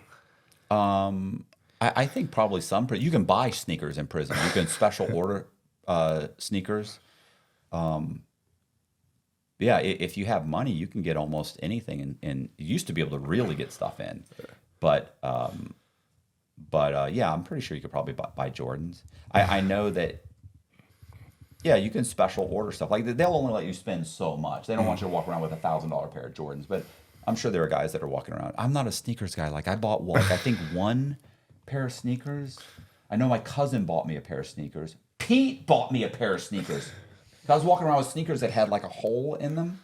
In the bottom, I just kept putting paper in it, right? I don't want to spend money on. I'm not here to impress you. And so Pete one time was like, "I'm buying you some fucking sneakers. This is ridiculous." And he got me some sneakers, and they were like $30, Yeah. I think I bought one pair of sneakers the whole time I was there. Typically, when some guy was leaving, They just gift short it. guy. You know what I'm saying? A short guy that I'm like, "What size sneakers are you?" And the guy would be like, 8. I'd be like, 8? I know you're not leaving these for anybody here. You're not gonna walk out with those, are you? But I'll give them to you, Cox. Okay, thank you. So I'm wearing other people's sneakers the whole time I was there. Humility. Yeah, humility. What was the most lucrative job in prison? Unicor. Yeah, they make Unicor is a factory that's connected to prison, and if you can go work there, these guys make every Unicor makes something different. At Coleman, they made cubicles. Mm-hmm. So they did the cubicles, and they put the fabric on them, and they build them, and then they sell them. And those guys would make, some of those guys had seniority, and they'd been there like a long time, and they'd make like $2 an hour, $2.50 an hour, something like that. There were guys that would leave prison after 10 years, and they'd have $15,000, $20,000 in there from saving up. Wow. I know it sounds like no money, but you don't have rent, you're not paying electric or anything. Yeah, you're not paying for anything in there, No. So you're just banking it. Right. So and was that like in a bank account in prison, or was that like? Yeah, they would have it in their inmate commissary account. Mm-hmm. 'Cause I'm assuming if you had that in like cash, it would probably get beat up for it. Yeah, there's no cash in prison. But cash is mackerel, mackerel and stamps. What do your knuckles say? Oh, so this one says 0127, which is my daughter's birthday. Yeah. And then this says icon. I got this because I got Icon tattooed on my hand because I had an event called like Icon, and it was like I charged $1,000 a ticket, and I was like in the VSL sales letter to like sell the product. I said, well, I'm gonna teach you guys how to not ever have to get a job ever again. So it's the best way to do it to prove that I'm not gonna get a job ever again. So might as well get both my knuckles tatted because I don't think that matters too much anymore, tattoos in the workplace. No, but it did a few years ago. Yeah, 20 years ago. Yeah. You don't go to the bank and somebody's got a neck tattoo. But now you go to the bank and they have a neck tattoo and they've got face tattoos they and got shit. blue hair and you're like, they got a thing hanging out of their nose and you're handing them $4,000 to deposit in your account. And I feel like, I don't know if that's going to make it. Hey, it's better than Tard Life. Tard Life. Remember? Oh God, that was funny, right? The guy Somebody had his had Tard Life? Tard Life. Hilarious. I always like the my daughter's birthday because it's like it usually only scares like older people in first class. Because if I fly over, it's like, oh, what do your knuckles say? And I was like, oh, it's my daughter's birthday. You want to see a picture of her? She's so cute. Like I think I do things to get reactions out of people, and like that's why even with my videos that I make today, like it's just like. I'm gonna piss somebody off, so I might as well have fun with it. So what happened after the I don't think we've ever had anybody on here that I know I'm like lame, right? Well, the telling the stories is half the battle. You know what I mean? Yeah, Like, I remember we had a guy. the entourage is killing me, bro. Yeah. I This might be the biggest crew This that's is the been biggest here. crew we Yeah. had. Great. Yeah. Yeah. It's a nice house, which is nice. We did have a couple. We did have the one guy came. One guy came with 2 people. I remember that. Nobody's come with 3 though, have they? Well, YouTube is my focus, so I have like Grant, Yeah. and I was like, you got a big podcast. I was like, man, I want to like document, like, because I was like nervous. I'm like, man, like Matt, he's got a big podcast. You like interviewed by all these cool people. I'm like, Listen. You know how you said the algorithm changed and your whole thing died? Yeah. I'm just waiting for that. Like, I think you're good, bro. Waiting for that. I mean, you've been on like Lex Friedman. You've been on like Iced Coffee Hour. I mean, you've been on like the podcasts that like it's hard to come back from those. Like as far as it's hard to fall from those. Like I don't know. That's just me looking at you from an outsider. Like it's funny. I think if Lex's probably would have done better if it wasn't 6.5 hours. I know I didn't watch the 6 hours. No, I who would? was like, this is way too Who long. would subject themselves to that? He trimmed it down by an hour. What Listen, when he was done, he said, "How long do you think we've been talking?" I went, like 3-4 hours, right? He was like 7.5 hours. I was like, "Oh my God!" And he had me put my phone on airplane mode, and I was like, "My wife's downstairs."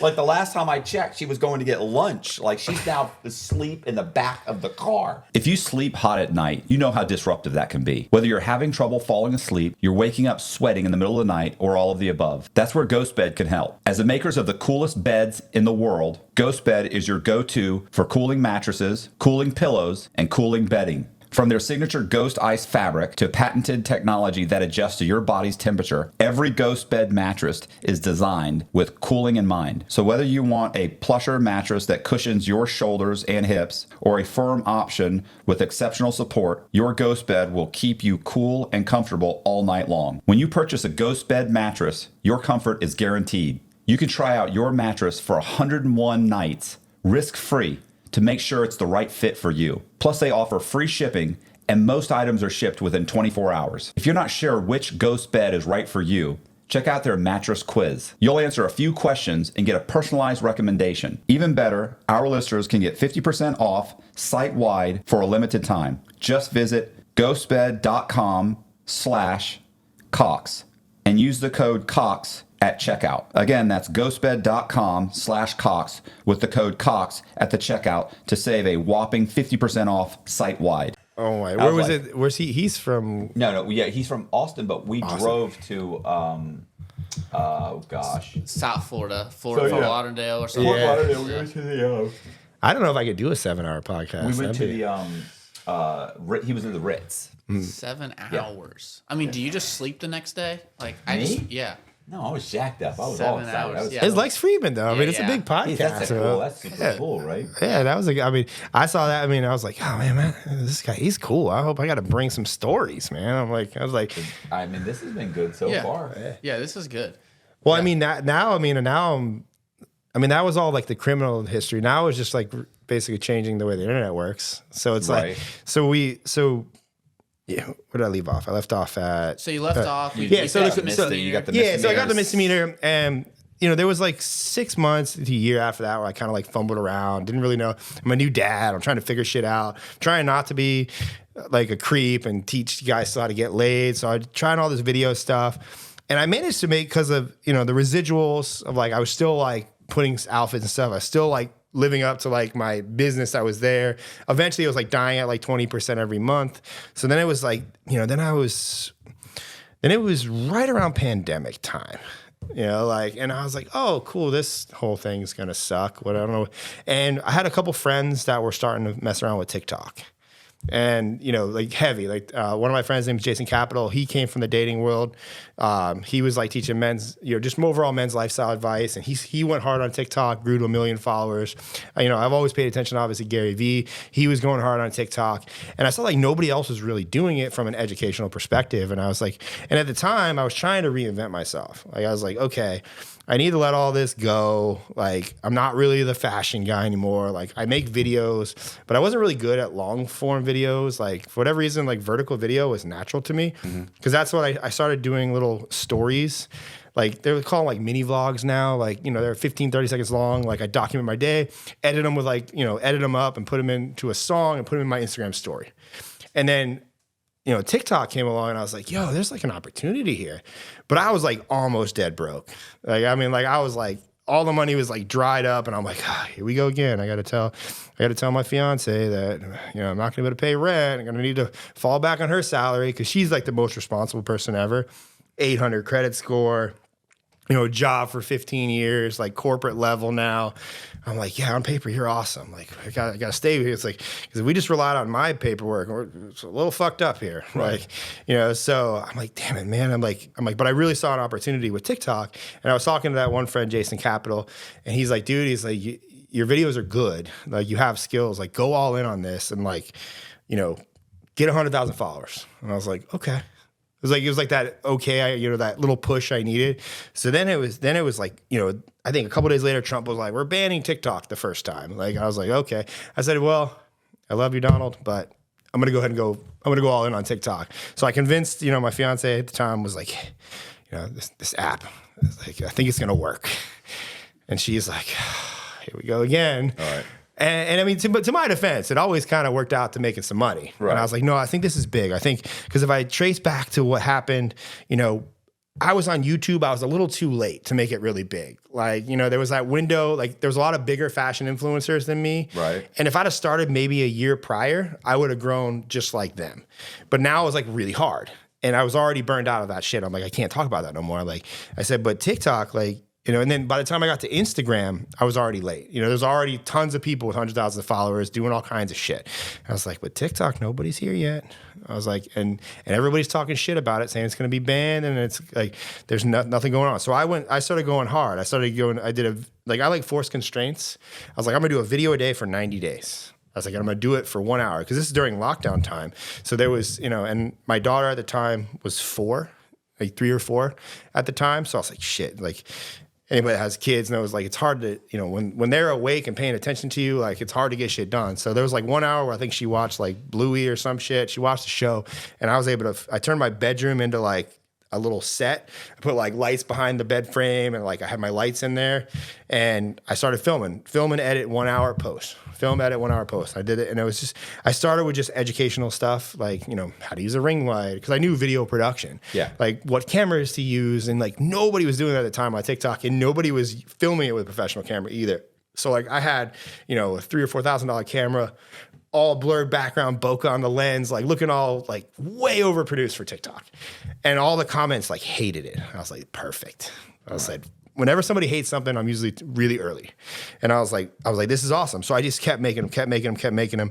And sure enough, I started, video 1 went viral. Boom, 500,000 views. Boom, like 10,000 followers. I'm like, boom, 2, 3, 4. And I'm like, oh shit, all right, we're definitely. And then I was like, okay, based on what I know from the past, a lot of people are going to need this as a service.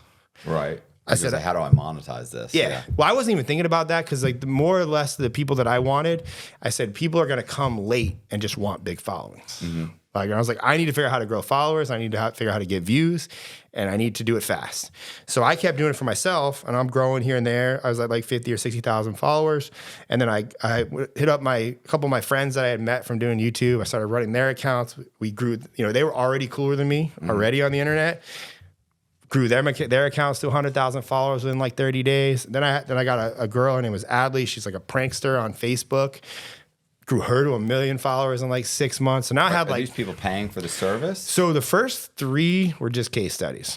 Nobody wanted to pay for TikTok when I was trying to sell them TikTok. And you're selling this to your wife? Yeah. Hey, honey, guess what? I get to work for free for 3 influencers. We're on our way. Yep.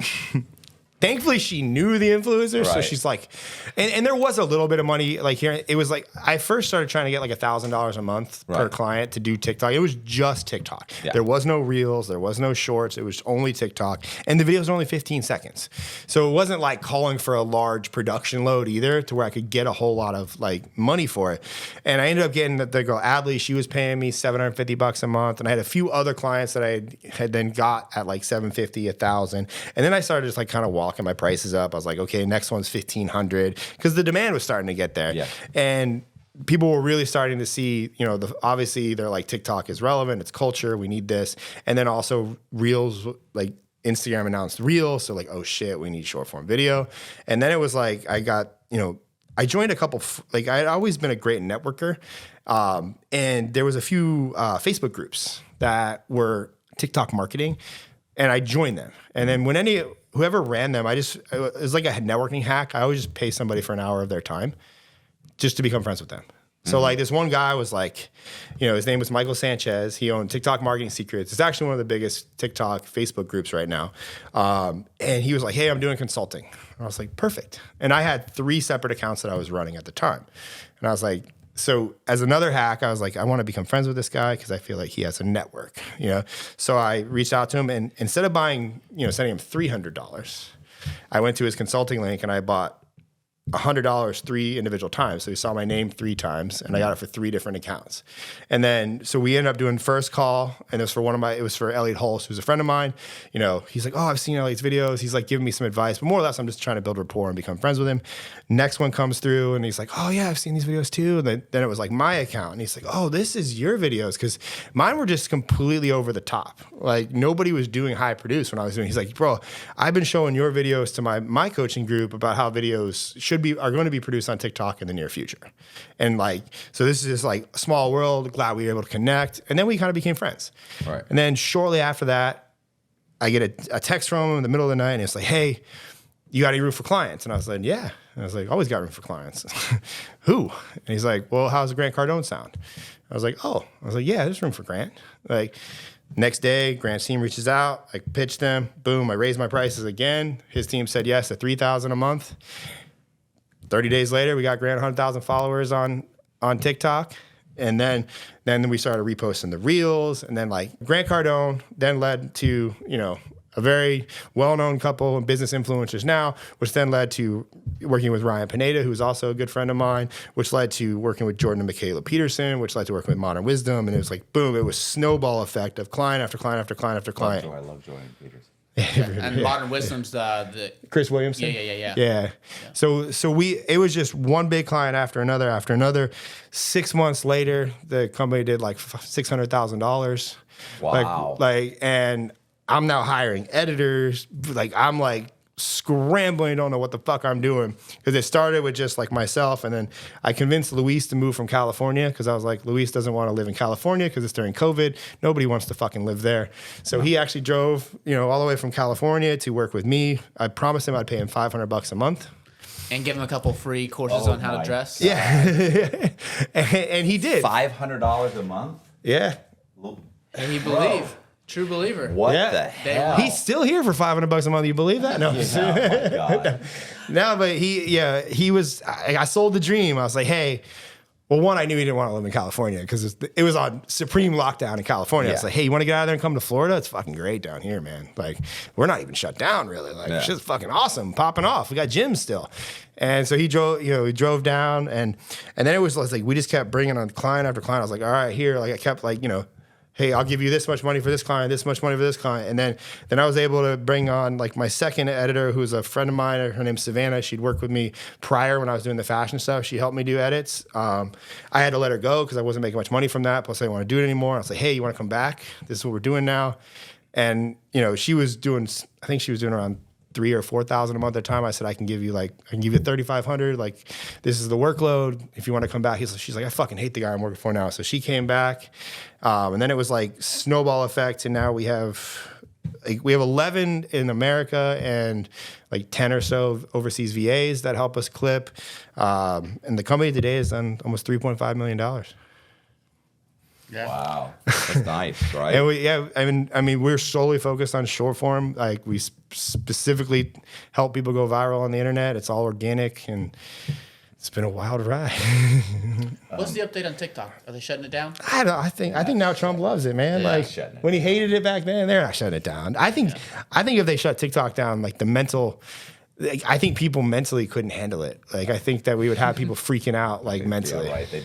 They just go to reels and shorts, but yeah, It's possible. but I think People love their TikTok though. they I know they do, but you'd be shocked at what you can get, what you can stomach. I was gonna say, what was his name?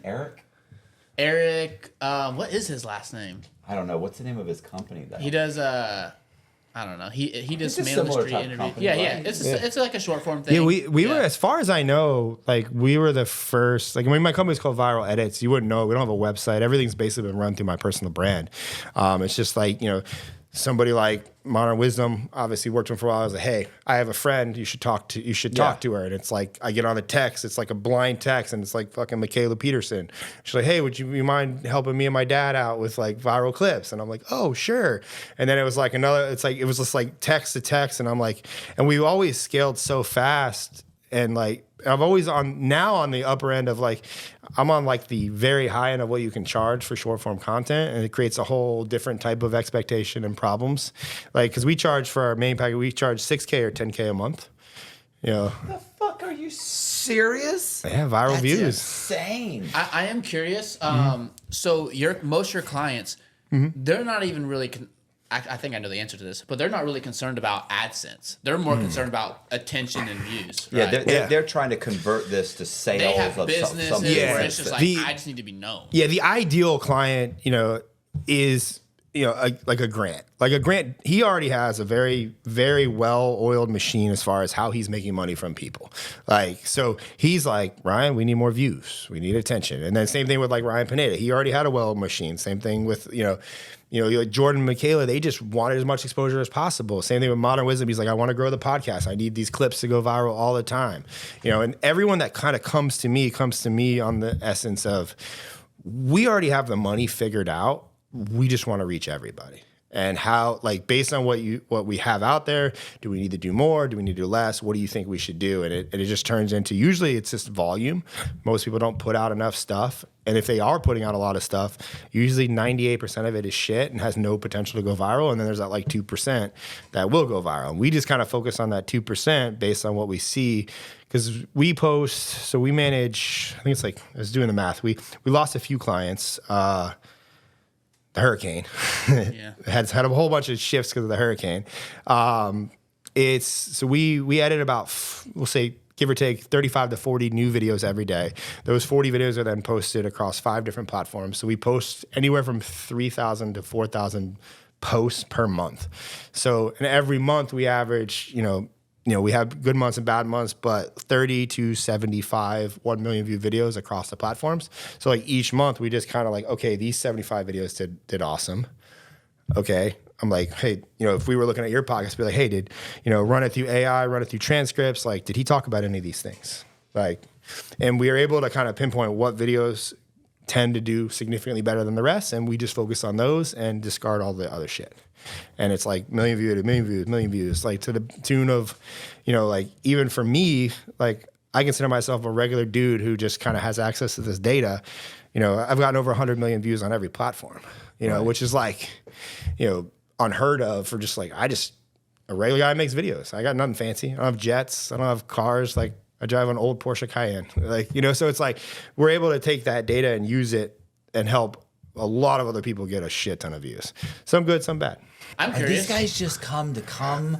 Are been they on? filming. Are they on? Filming. Are they've been filming? Yeah. Okay, Yeah. so they're he's filming for YouTube. He's filming for my shorts. And I told him too. If you want, I Damn, can give you I would have left you motherfuckers at home. I was just gonna say, like, are they on salary? Like, I mean, like. Yes, they're that's all a okay. decent I'll job, be trans. right? So Luis has been with me since the beginning. Like he gets a net profit bonus. He's part of like multiple things that we've started. Like Grant does just my YouTube. I pay him $6,000 a month. We're doing 2 videos a week. That's a focus of mine for this year because YouTube was like my weak platform. And Dre does live with Luis, but I do employ Dre.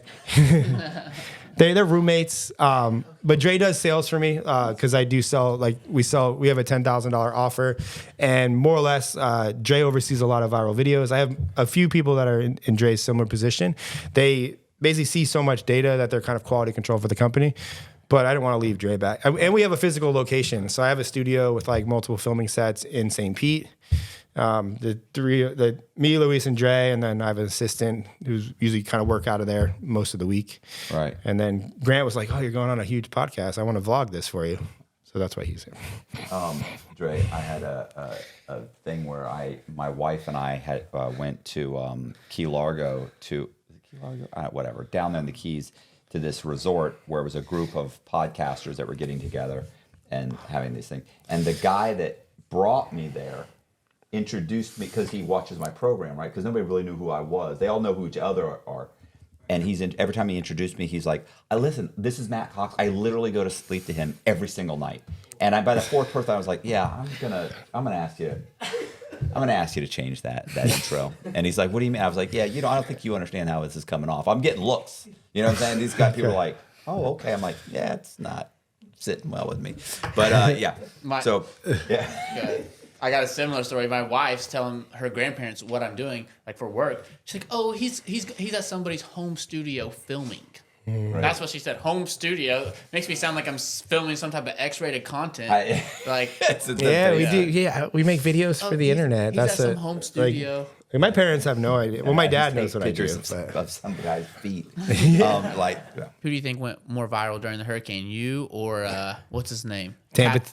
What's his name? Tampa Terrence and Lieutenant Dan. Lieutenant Dan. We were trying for a little bit. We were trying to get him on the podcast. About getting him on. I think he'd be great. Like I was a little upset at Lieutenant Dan because like I feel like we posted 102 times in 24 hours. During Hurricane Milton, and the final tally ended up being I think it was like north of 30 million views in 24 hours for all my accounts. I think I could have got 100 if fucking Lieutenant Dan just wasn't there. Right. Like I think I would have got 100 million views in like 48 hours, and that I really wanted that check mark as it started going. But in his defense, I don't know what happened to him now, but like I think my views led to more wholesome things. I don't know, like we gained about 15, 20,000 followers across my platforms. I think they're getting a lot better content now from me than they are Lieutenant Dan. So yeah, I think he's hit a ceiling. I think he's there for like a week. Yeah. I just saw it as an opportunity, like the hurricane, nobody's going to be there. And like, I think everyone can agree that the news was kind of hyping that one up quite a bit more. I mean, I've lived in Florida my whole life. I've never quite seen hype quite like Hurricane Milton. I don't know if that had to do with some election stuff going on, but it was way hyped. And I was like, well, I want to capitalize this. Plus, my house has been flooded for the last 2 hurricanes. So really, Hurricane Idalia flooded my house and Helene flooded my house. And by the time Hurricane Milton came, I was like, hurricanes have cost me hundreds of thousands of dollars. Fuck it. I want to go viral and at least try to make some money with this. And, I didn't really make a whole lot of money going viral for the hurricanes, but it's a great story. And I think it did solidify the fact of like, well, hey, I can get 30 million views in 24 hours if I have the right opportunity. How many views did you get on TikTok? So TikTok was around, I think it was 7 to 8 million views in 24 hours. Instagram was 12 million, and Facebook was like 20 million. Are you monetized on TikTok? I'm monetized on TikTok. I'm monetized on all the platforms. Yeah. TikTok made the least because most of the videos I was trying to make them because of the logistics of doing that many videos, and I was in an active hurricane situation. We didn't know if power was going to go out. We didn't know how long we had. So I kept it to like there was no video editing could happen really. It had to be filmed with my phone right outside. I was updating every hour on the hour, and I basically I walk out my patio. I'd give like a situational update on what was going on, and you could see a lot of things where I was like located in my current apartment. And I was like, okay. Then I came back in, I wrote a title box on the video, and then I uploaded it to TikTok first, then Instagram. And then I would send the finished video to Luis.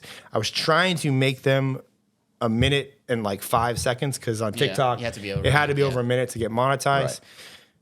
I didn't have a stopwatch. Some of them were like 58 seconds. I'm like, so I was just trying to stop when I thought I had enough. And, so TikTok gave me about, I think it was like $650, $700 for that 24-hour span. Instagram was like the same, $600 or $700, but Facebook was like $4,000. Now, we make no money.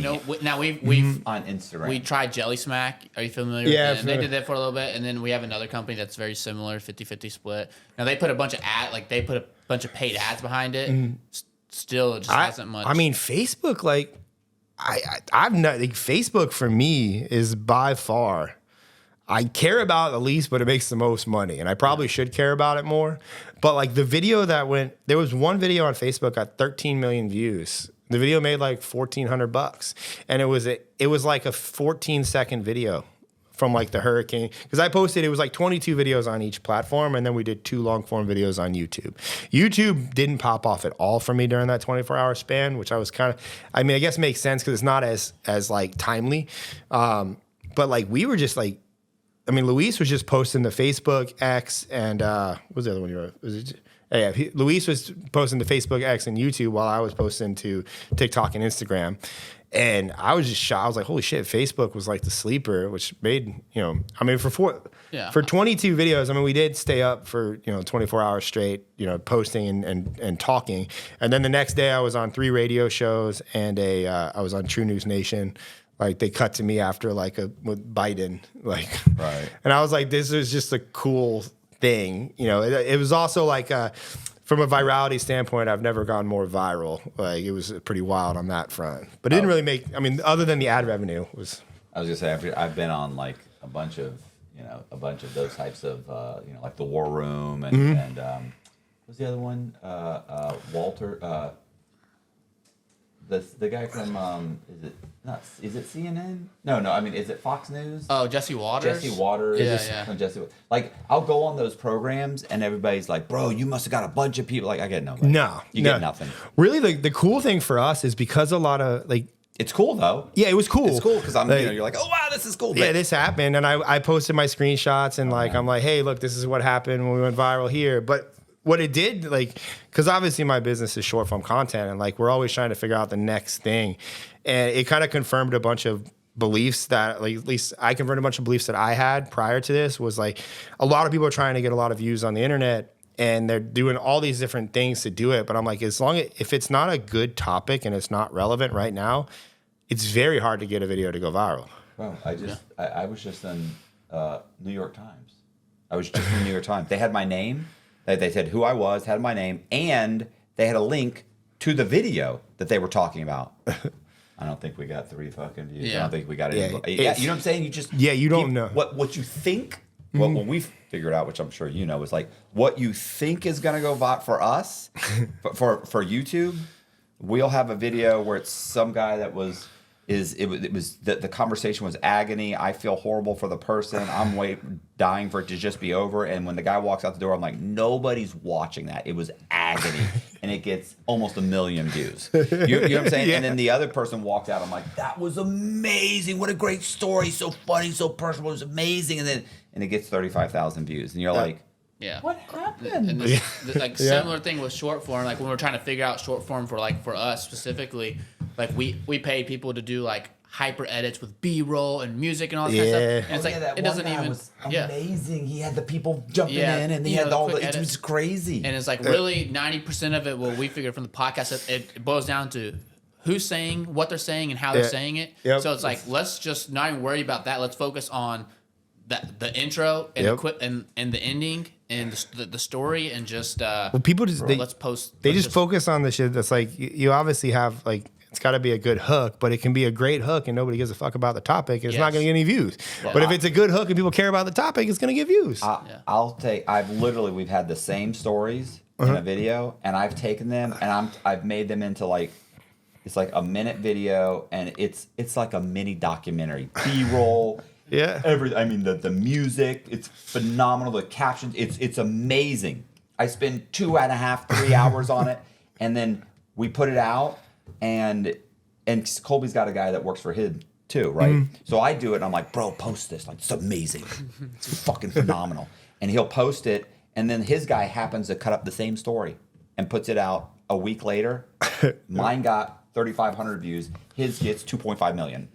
No music, no B-roll, choppy. Like every other word is like you're And I'm like this is horrible, and it's amazing, and it gets a ton of views, and I'm like, I just don't. And then with this one we did that for I went for probably 2 months where every day I was hammering out videos like, we're gonna figure this out. We've seen the and that was kind of like during the hurricane thing. I was just like, it brought it down to like simplicity. It was just like, I can't edit it. Like we don't have the capacity, so let me see what happens. You've got the topic. And that was kind of like, it was more to be like, because a lot of our clients, like similar to like what we were talking about, like they don't want to admit that their money is derivative from how many views they get, because they want to believe that views don't really matter in the long run. They're like, because everybody's like, oh, you need content that converts, you need this. So all the clients are like, oh, well, I'm like, well, when I have conversations with my clients, it's only when their views are down. And then that's my problem to fix. Right. Like I have to fix it. I have to figure it out. Like that's my problem. And that's kind of like what we sign up for when we're charging what we're charging, because if they're a 10K client, $120,000 a year, like I don't sleep well at night unless you feel like you're getting a great service. Right. Like I want to provide a fucking badass service for that person. Like, and that badass service consists of you going viral a lot every month. So if that's not happening, I have a hard time justifying the charge, because, but it's like, there's also that, where people on the internet are like, well, you don't want like the wrong viewers, or like, I'm like, dude, just, my life is better the more views I get. Yeah. In any situation, like the hurricane shit, I didn't make that much money from it, but it's brought me a lot of opportunities. Yeah. Like it's put me on people's radars. Like, I mean, I don't know, you probably saw some of those. You're like, oh, hey, hey, Ryan, I want you to come talk on Matt's podcast. Like share your story. Like, I don't know where that came from. It could have been one of the hurricane videos that sparked in your algorithm to see one of my other videos. And I'm like, so it's like the more in my world, like the more views people get, the more money they're going to make. The better opportunity you have, right? And I think that people have it backwards, because it was like I mean, you guys don't, you get it. Like you're like, when you look at a podcast, it's like, okay, what clips are going to be good? Did they share the story good enough? Like, and I like that, because I was like, because Colby told me that, I was like, all right, what stories am I going to talk on? Let me make sure I get all the details out. So like I was thinking about it. I was like, yeah, I hope that hits, because I also feel like I'll give you a good podcast if the story hits and you like get 1 million views. It's like, hey, that worked, Last thing I want is a flop podcast. Yeah, the biggest thing, and kind of what I was telling you earlier, the biggest thing is the topic. Yeah. Like, I think the Ian Bick is the prime example we use for every, guy who we're talking to topic about. Like, this guy went on Ian Bick's podcast, told a story about selling jailbroken Fire Sticks. Yeah. And it was titled Amazon Fire Sticks, selling Amazon Fire Sticks, something like that. Tech Pirate. So he came on our show, and he was arrested in Polk County by Grady Judd. I'm sure you know how Grady Judd is. I know Grady Judd is. Told the exact same story, by the way. Exact same story. He has a standard story he tells. Yeah. Wow. And we posted ours a couple weeks after. Ian Bick got, anywhere. Ian Bick's a similar channel to us, similar genre. Anywhere from 20 to 40,000 views. But it was titled Tech Pirate. We did our whole thing about Grady Judd arrests Amazon scammer. And the intro is Grady Judd saying this, and this guy saying, it wasn't me, like it wasn't me, it's illegal, it's perfectly legal. And Grady Judd saying, this, jail, broken, jail, he goes to jail. So it's like, we packaged it all around Grady Judd and did 1 million views. So the difference between 1 million views and 40 views, Same exact story. Yeah, 40,000. Similar audiences. Yeah. It's still going. It's like 1.1 now. Yeah, just so the your top packaging. one. I was looking at it before it came on. Yeah, it's just the and then packaging. I mean for you as a business, the business of the podcast, I'm assuming the ad revenue on that is significantly higher than all the rest. Oh, Yeah. Yeah. Like so it's like views you put that matter. together? Yeah, views Yeah. matter. Right. It pisses me off. I get it all the time. Like, oh, I don't want the wrong views. It's like I don't know. I'll take $1 million and figure it out. Like, Stop talking. Yeah, You don't know what you're talking about. I feel like there's stick with selling T-shirts. because you probably talk. I mean, you talk to a lot of people. I mean, like I feel like business owners now are very locked into like how they perceive what they want to put on the internet. Yeah. And like some of the conversations that you're obviously having would be like, most people wouldn't want to sign up to have those conversations. Like, and it'd be. I think there's like this level of like. Especially for like the modern day business owner, like it's like you got to share the shit you're uncomfortable sharing. Well, I'm lucky because I'm dealing with scumbags. So and I'm a scumbag. Like you can't like it's not like somebody's gonna say something. Or I'm gonna put myself in a position where they're like, "Wow, bro, like you really ruined your reputation." Like that ship has sailed. Like, But that is what the internet is drawn to now. Like, yeah, I know. Listen, it's horrible, right? Like I was talking to a buddy the other day, and he's like, and we're having this conversation. He's like, "What's wrong with people? Like nobody questions anything. You can say anything on these platforms, and nobody questions. Like, where did you hear that, or how did that happen?" And it is. It's it's gospel. It's like they is gossip. and it's like it's all like a hearsay thing, and it's like and I look at it like I would at least the way that I view things, and the people that work with us, I'm like, look. You cannot talk about shit, or you can talk about shit, but somebody else is going to come behind you and talk about that said shit that you're afraid to talk about, and they're going to get more views. And I'd rather you get those views than them. And somebody's probably going to connect with you, no matter what you do. So there's enough people. Gary Vee talks about this. Where he talks about. I think Gary Vee is the first time I ever heard about the.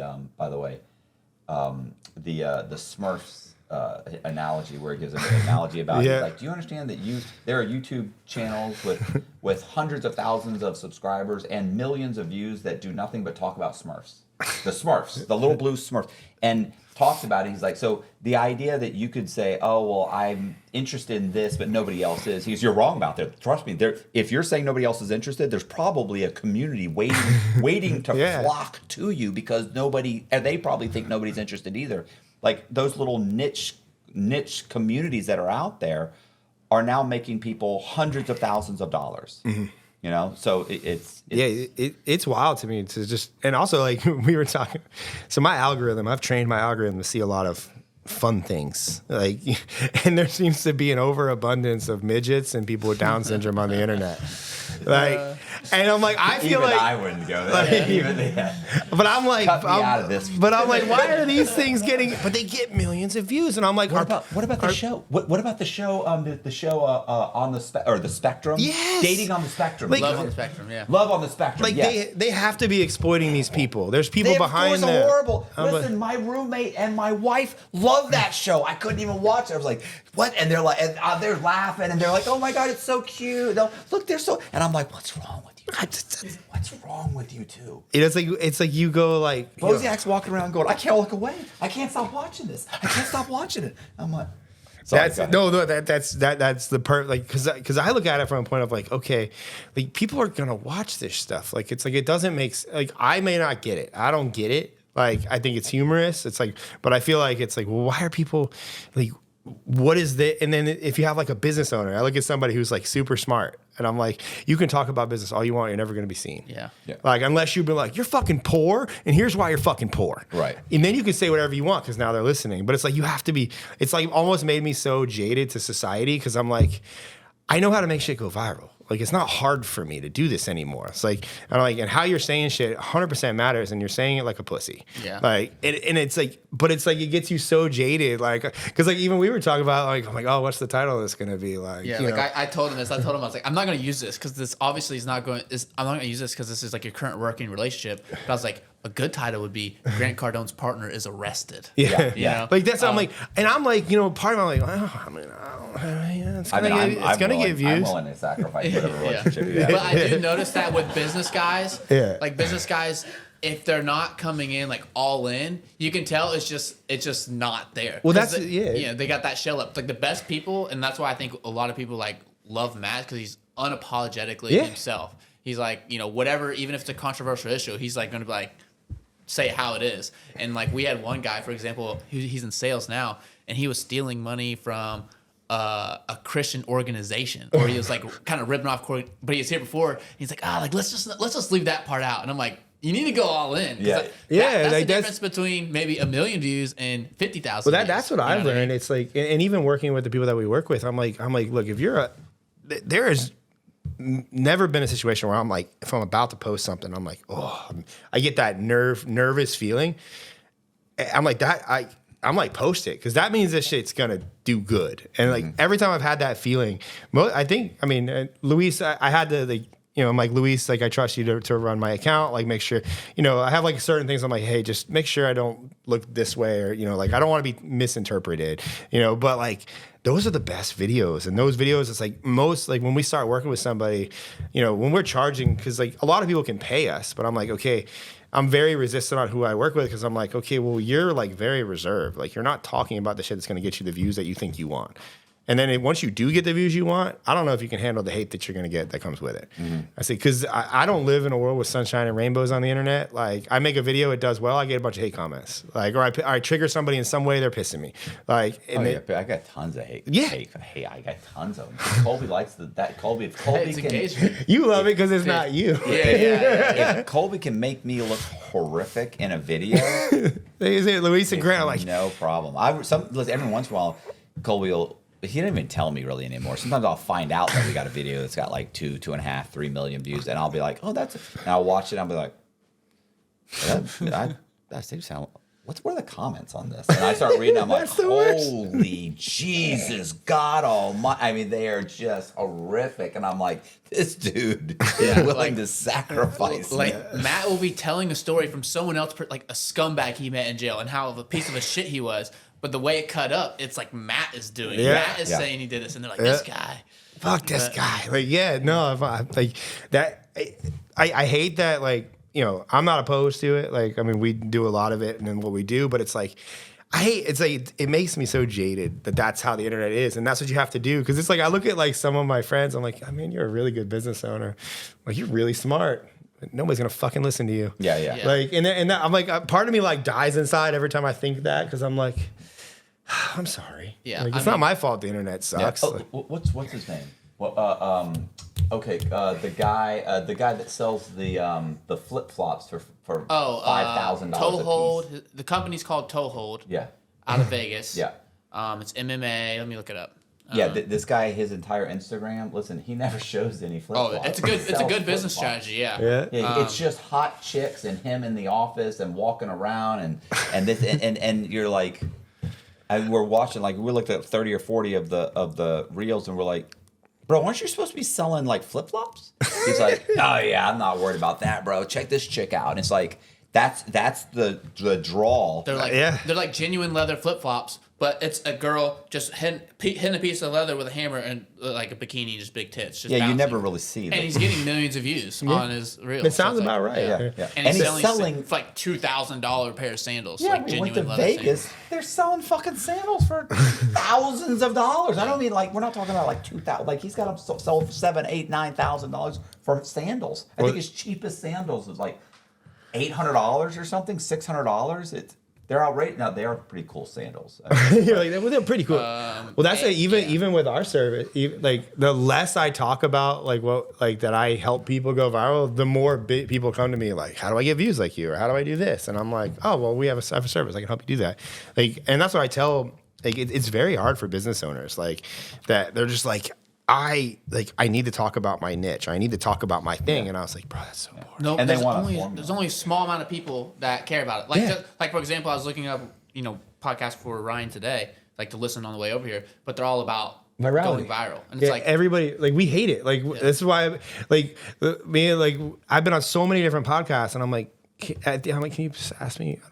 I'll talk about making videos a little bit, but I don't really want to talk about that. Can we talk about like other fun stuff? Yeah. I feel like I've got some accomplishments of things that would be a much better podcast. Like, I manage a big team. Like, we do a lot of money. Like, we made some revenue. Like, we must have missed Like those. Ryan has to take over the yeah, I end up having to like take over the podcast, and like that's why I was saying to you, I say the only time I've ever talked about the street racing stuff, it's like, well, I used to street race. Can I tell you about it? All right. It's like, because I know inherently, like we know car videos crush. The specific scene in Fast and the Furious where I became obsessed with street racing, it was when the 2 black Honda Civics went underneath the semi-truck.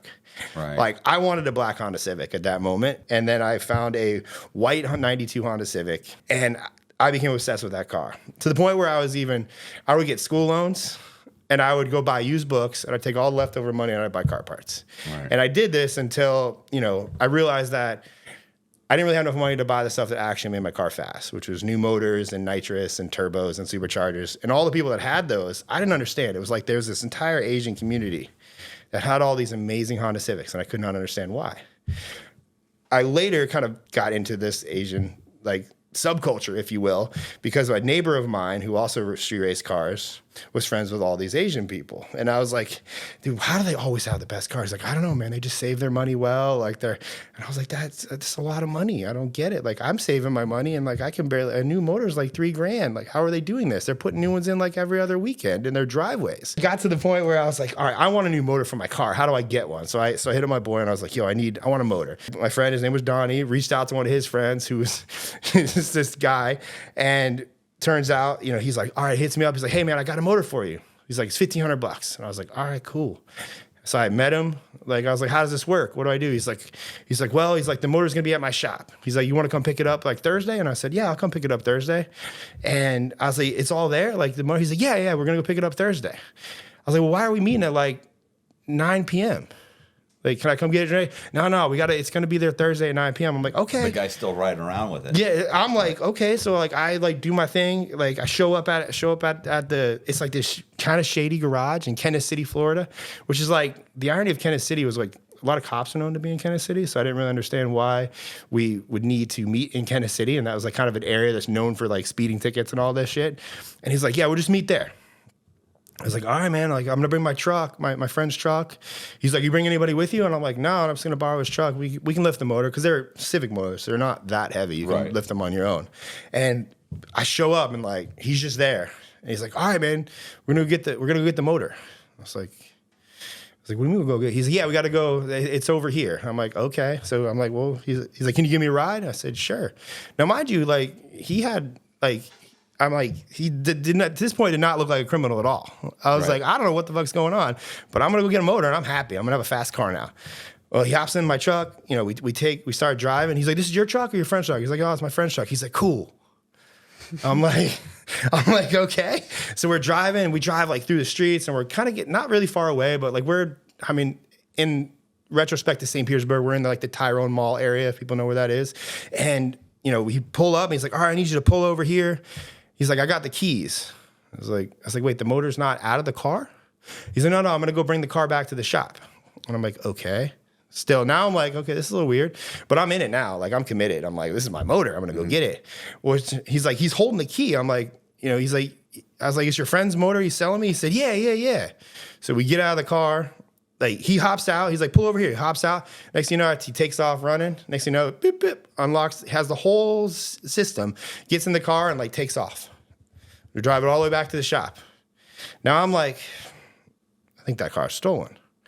He's got the keys. He's got the keys though. I'm like, so it's not making sense to me. I was like, and it is a thing in this, to strip cars and sell them for parts. Mm-hmm. I was like, well, maybe he's worked a deal with his friend and they're just going to, I just happen to be the guy that gets the motor. Or maybe it's the insurance company that they worked the deal with and they just don't know it.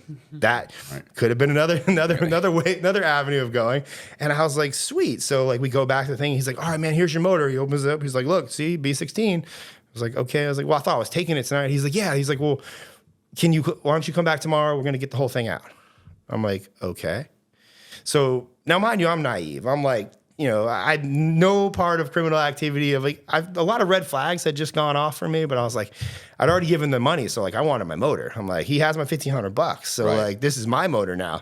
And he's like, can you come back? He's like, I'll have it out by, tomorrow evening. I was like, okay. So, 24 hours later comes back. I hit him up. I was like, yo, you got the motor? He's like, yeah, man. He's like, come on by. He's like, I'll have it for you. I was like, okay. He's like, come by after 8 p.m. I'm like, it's nighttime again. Right. I think this time was He's like, actually, maybe make it a little bit later, like maybe 9 or 10. I was like, all right, cool. So I show up again. Now I'm in my truck, which is, I forget or now I had my Civic. It was like the little white Honda. It was lowered, like not a very good tow vehicle. Right. And he's like, hey man, like I need your help getting rid of the shell. I said, oh, so it was stolen. Right. And he's like, no, man, we just got to get rid of the shell. I was like, so I'm like, partially, part of me is playing stupid here, but the other part of me is like, yep, I just bought a stolen motor. I want okay. my $1,500 I was like, so I was like, well, all right, I'll help you get rid of the car. So we're in Kansas City, and mind you, Kansas City, like it's like known for like cops everywhere. I'm like, where are we taking this? And he's like, well, can we use your car? And I said, to pull it? Literally, this thing's a shell. Like, there's it's like 4 wheels and nothing else. They've like, stripped it, not just the mower, but everything else. Everything is gone. It rolls barely. It has no steering wheel. It's literally vice grips, like you talk about like having steering with vice grips. And he's like, here, we're gonna take it over to that parking lot. And we're just gonna leave it. I'm like, okay. So I'm like, we are definitely dropping a stolen car now. So like, mind you, like I was racing BMX, so I had all my stuff in my car. So I'm like, I put my helmet on so nobody can see my face. I put my gloves on, like this is gonna matter. I'm like, wait, what am I touching? There's like fingerprints, right? Like he's like, no. He's like, it's fine. I'm like, no, I'm gonna put so like. I don't feel like this guy's got your best interest. Nope. It was one of those moments that I was like, in hindsight, I should have left. $1,500 when you're like 20 years old. 21. I want my $1,500 back. I was like, I want my money or the motor, and fast forward, I helped the guy. We pull it behind the thing. We cut the rope on my car. I hop in, and I never saw that car again in my life. Now I was like, yo, where's the motor? Right. Like helped you apparently go get this car and dispose of said car. Where's my motor? And he's like, I got it for you. It's getting cleaned. And like, I'm still believing this fucking guy for whatever. He was a very convincing Asian guy. I will say that. Very convincing, like very trustworthy. Yeah. Or I was just a fucking retard back then. But, which is looking back in hindsight, I was. So a couple days go by and he's like, I got your motor. I was like, okay. He's like, I'm going to drop it off, at this performance shop. And there was like multiple performance shops. And I knew I was friends with a lot of people. I was like, all right, when's it going to be there? I go there, go to the performance shop. Obviously, no motors there. And now I'm like, this motherfucker ripped me off. Like, I'm not getting this motor, and I'm pissed off. So I, like a typical like violent person was just like mad. Mm-hmm. I lost $1,500. So I went and bought another motor because I took a school loan out and bought another motor that's actually legit from another performance shop. What happened to that guy? But here's where it gets. So this guy always had the coolest car. Always had the coolest car, always had the best parts. Never could understand why. Remember, I was asking my friend, like, how do they afford all these nice things? Well, it turns out about a few days later, maybe a week, give or take, I get a knock on my door. Mind you, I lived with my parents back then. So, like, I get a knock on my door and it's the cops. Didn't tell my parents about it. They knew I was buying a motor. They didn't know where. Right. So, like, the cops come out and I'm like, they're like, do you know this guy's name was Glenn? Do you guys know, Glenn? Do you know Glenn? I said, yeah, I know Glenn. They're like, well, he has you, let me get it straight. Let me put it to you straight. We have on record that you bought some stolen property from Glenn, and he's about to go away for a really long time. And, we're not really here to get you. Like, we don't really care. They're like, but do you have this motor in your possession right now? And it was the motor. And I was like, no. They're like, do you mind if we search your car? Because they knew that these motors go, and the cops were smart back then. They knew the motor would be in my car. And sure enough, they opened it up. They matched it in. It was not that said motor.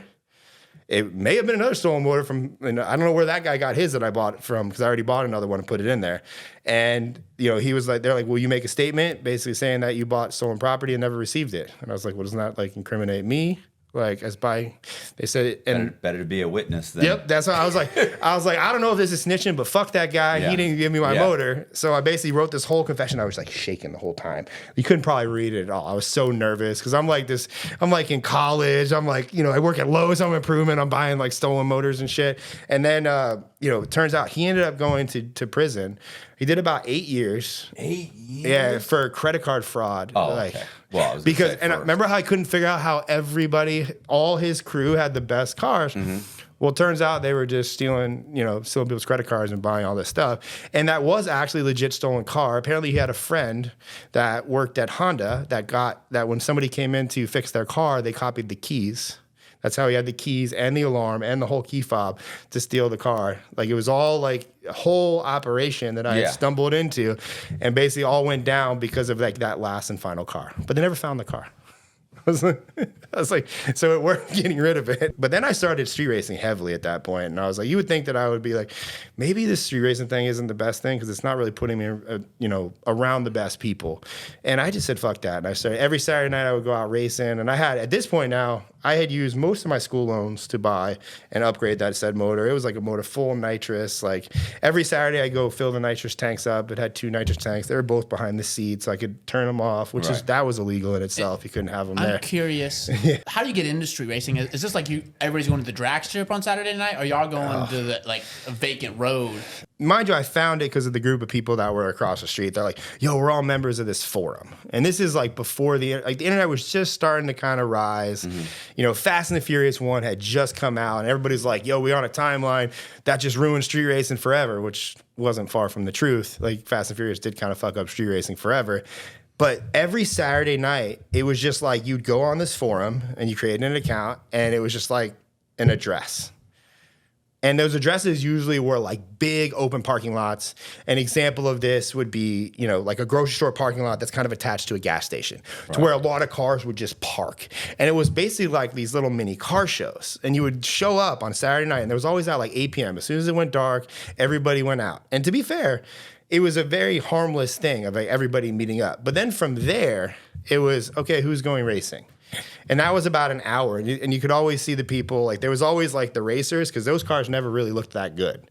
They were always ugly, beat up. But when you popped the hood, all the money went right there. Right. Whereas the car show people were just like on all the outside, so they're really slow.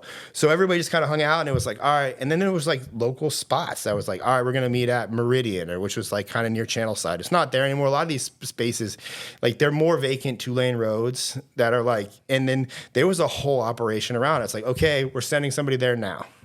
And then that person would get there, scope the spot out, make sure there's nothing crazy going on, call back, and then everybody shows up. And you're talking just like you see in the movies, like all these cars come up and they park along the street, and it's like, all right, who's racing? And you usually you pick a person out, and it's like, all right, I want to race you. And then you go to the front. There's always some dude there. It was never a hot chick like in Fast and the Furious. It was always some fat guy going, and then you race, and then you turned around, and it would start racing just for like, like who's got a better car? You're talking shit. Then it would turn into like money involved. And I raced a few people for $500 because that was like the most I had. I did win most of them. I think I remember I lost like 2 or 3 times, and then it was like, there was like the big dogs that raced. There was the people that roll through with trailers. They back their car off the trailer, and then they line up, and their cars aren't meant to go anywhere other than that straight line. Right. And then those were like, and then it would be like, oh shit, there's always like lookouts. Cops are coming. And then everybody would get in their car and just fucking take off. And it was like, as long as you weren't the last one there, you never got in trouble with the police. Right. So, and then when it came to like the locations, it was like radio, like walkie-talkies. Most people, like, they stopped using cell phones. They had walkie-talkies at this point. Nextel was a big thing, because like Nextel was like popular at the time. I remember those phones. Yeah, it was like, it was like walkie-talkie, and oh, where are we going? And there was like multiple spots, and you would kind of do like a circuit throughout like a Saturday night. And it would start at like 10 p.m. It would end at like 3 or 4 a.m. And you would just go from spot to spot. But the funnest shit was like going from spot to spot, because you have like hundreds of cars all trying to get to the next spot. And it was just like, there was all the speeding happened. Like Howard Franklin, people would going like 160. Like you'd have like Lamborghinis racing Civics. Like you'd have like people blocking you so people could race. You'd have cops coming up and like they couldn't get through. And as long as they didn't see the cars that were up in front, like everybody just kind of got away with it. And that was like, I never actually got any speeding tickets doing that. Right. Like I never got in any trouble doing that. The only thing I did get was, the cops blocked everybody in multiple times, and this was like a sting. And as long as you weren't the guy racing, it was just it's not illegal for me to sit here and watch. Well, you could get spectator tickets. Oh, really? Yeah, you get spectator for racing tickets, and it was like a $99 ticket. Oh, wow. And I got a few of those in my day, but there was just like, okay, cool, spectator. You didn't have to do anything. You just show up, you pay the ticket, and it's like fine. But a couple times, like, we were the ones racing, and we didn't know if the cops had seen who was racing. So you had two options. Like when a cop comes up and like comes on 2 people racing, you can't slow down. Like you have to be the faster car. Right. And usually most people bitch out. Yeah. Most people will just bitch out and pull over, and then that person's fucked. I never bitched out. That's when I would just hit the fucking nitrous and as long as that person behind me didn't go with me, I was fine. And I would just take off. And I remember multiple times I would fucking take off and I would drop my car. I left my car at multiple Walmarts. I would just drive to Walmart, park my car, and leave it for a day or two, and come back and get it the next day. Just be like, hey, come get me. I'm at the Walmart on US 19. And just leave your car there, and then the cops would never get you. There's other situations where we would residential areas, like they have everybody blocked in. Like I would just back my little Civic in because it was a small car, and I would keep a black tarp, like a tent, I think it's a tarp, like a black tarp in there, and I would just put the black tarp over it, and I'd wrap it around so it looks like it was just a car sitting under a tarp, and I would just walk away and then just go stand with my friends.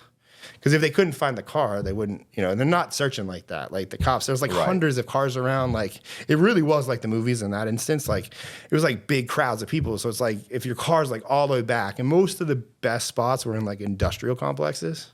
So they were just buried. Like you just backed your car next to another, like a work truck, and put a tarp over it, and nobody knew the wiser. So I did that many of times. Yeah, I was gonna say I've actually been to, when I was probably 19 or 20. I've actually been to a couple of those races. I want to say Gandy or something. Gandy was a big one. Gandy got very popular though because it's very open. Yeah.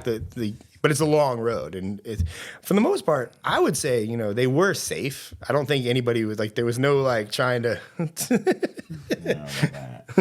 I don't think nobody had nobody was trying to. It was really just about the two people racing, and there was always a spotter and there was always somebody behind. So that was always there. So it's I just got heavily involved in that, but I never actually got any of my speeding tickets. So I ended up getting 36 points in 24 months, which is you average about 3 to 4 points a speeding ticket in Florida, right. And you're only allowed to get 24, and then you get your license suspended for a year.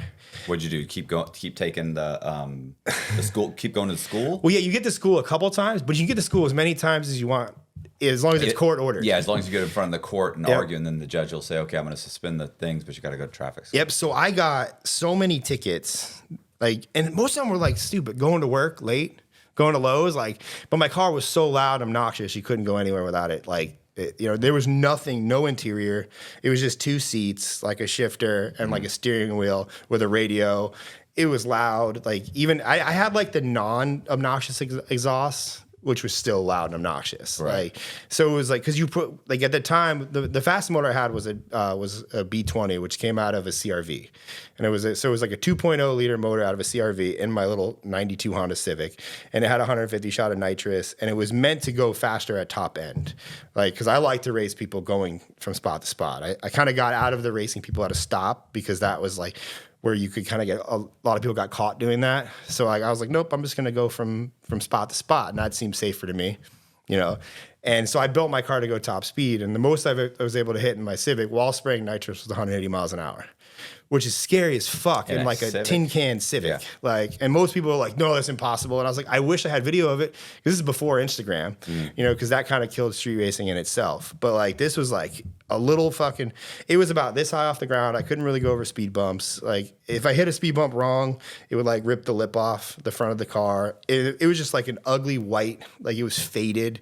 It had a carbon fiber hood, a carbon fiber trunk lid, had carbon fiber doors.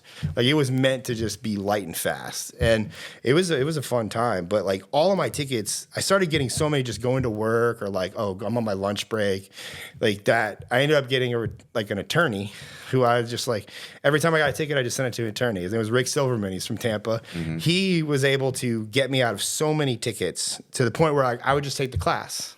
And then I got to the point where I didn't even take the class. I just had, it was VAs were starting to get popular. So I would pay a VA person to take the class for me online, and they would pass it, and then I would just get the credit for it. I was gonna say they're all online now. Yeah. I used to take them. You have to actually go in. Yeah. I had a mixture of those. There was you have to go in and I don't think there are any you can go into anywhere. No, I think it's all online. Yeah. Everything's online now. And if people are actually doing that, you can get a $10 VA to do that for you, and save your time, so you don't have to waste your time. Guy from Fiverr. Yeah, go to Fiverr or Elance, or what is it? Onlinejobs.ph, man. They'll do anything. You just type in driver test. Yeah, take my driver test for me. I don't think you can. I wouldn't want the paper trail of that. Be hey, I need you to take a test for me. This is the test. Hey, you guys, I appreciate you watching. Do me a favor, hit the subscribe button, hit the bell so you get notified of videos just like this. Also, we're going to leave all of Ryan's links for all of his social media, YouTube, everything. Subscribe, follow. Click on the links, go there, do what you're supposed to do. I really appreciate you guys watching. Also, head over to Scentbird. Use my promo code Matthew Cox to get your first month for just $8. Thank you very much. Thanks for watching the video. See ya.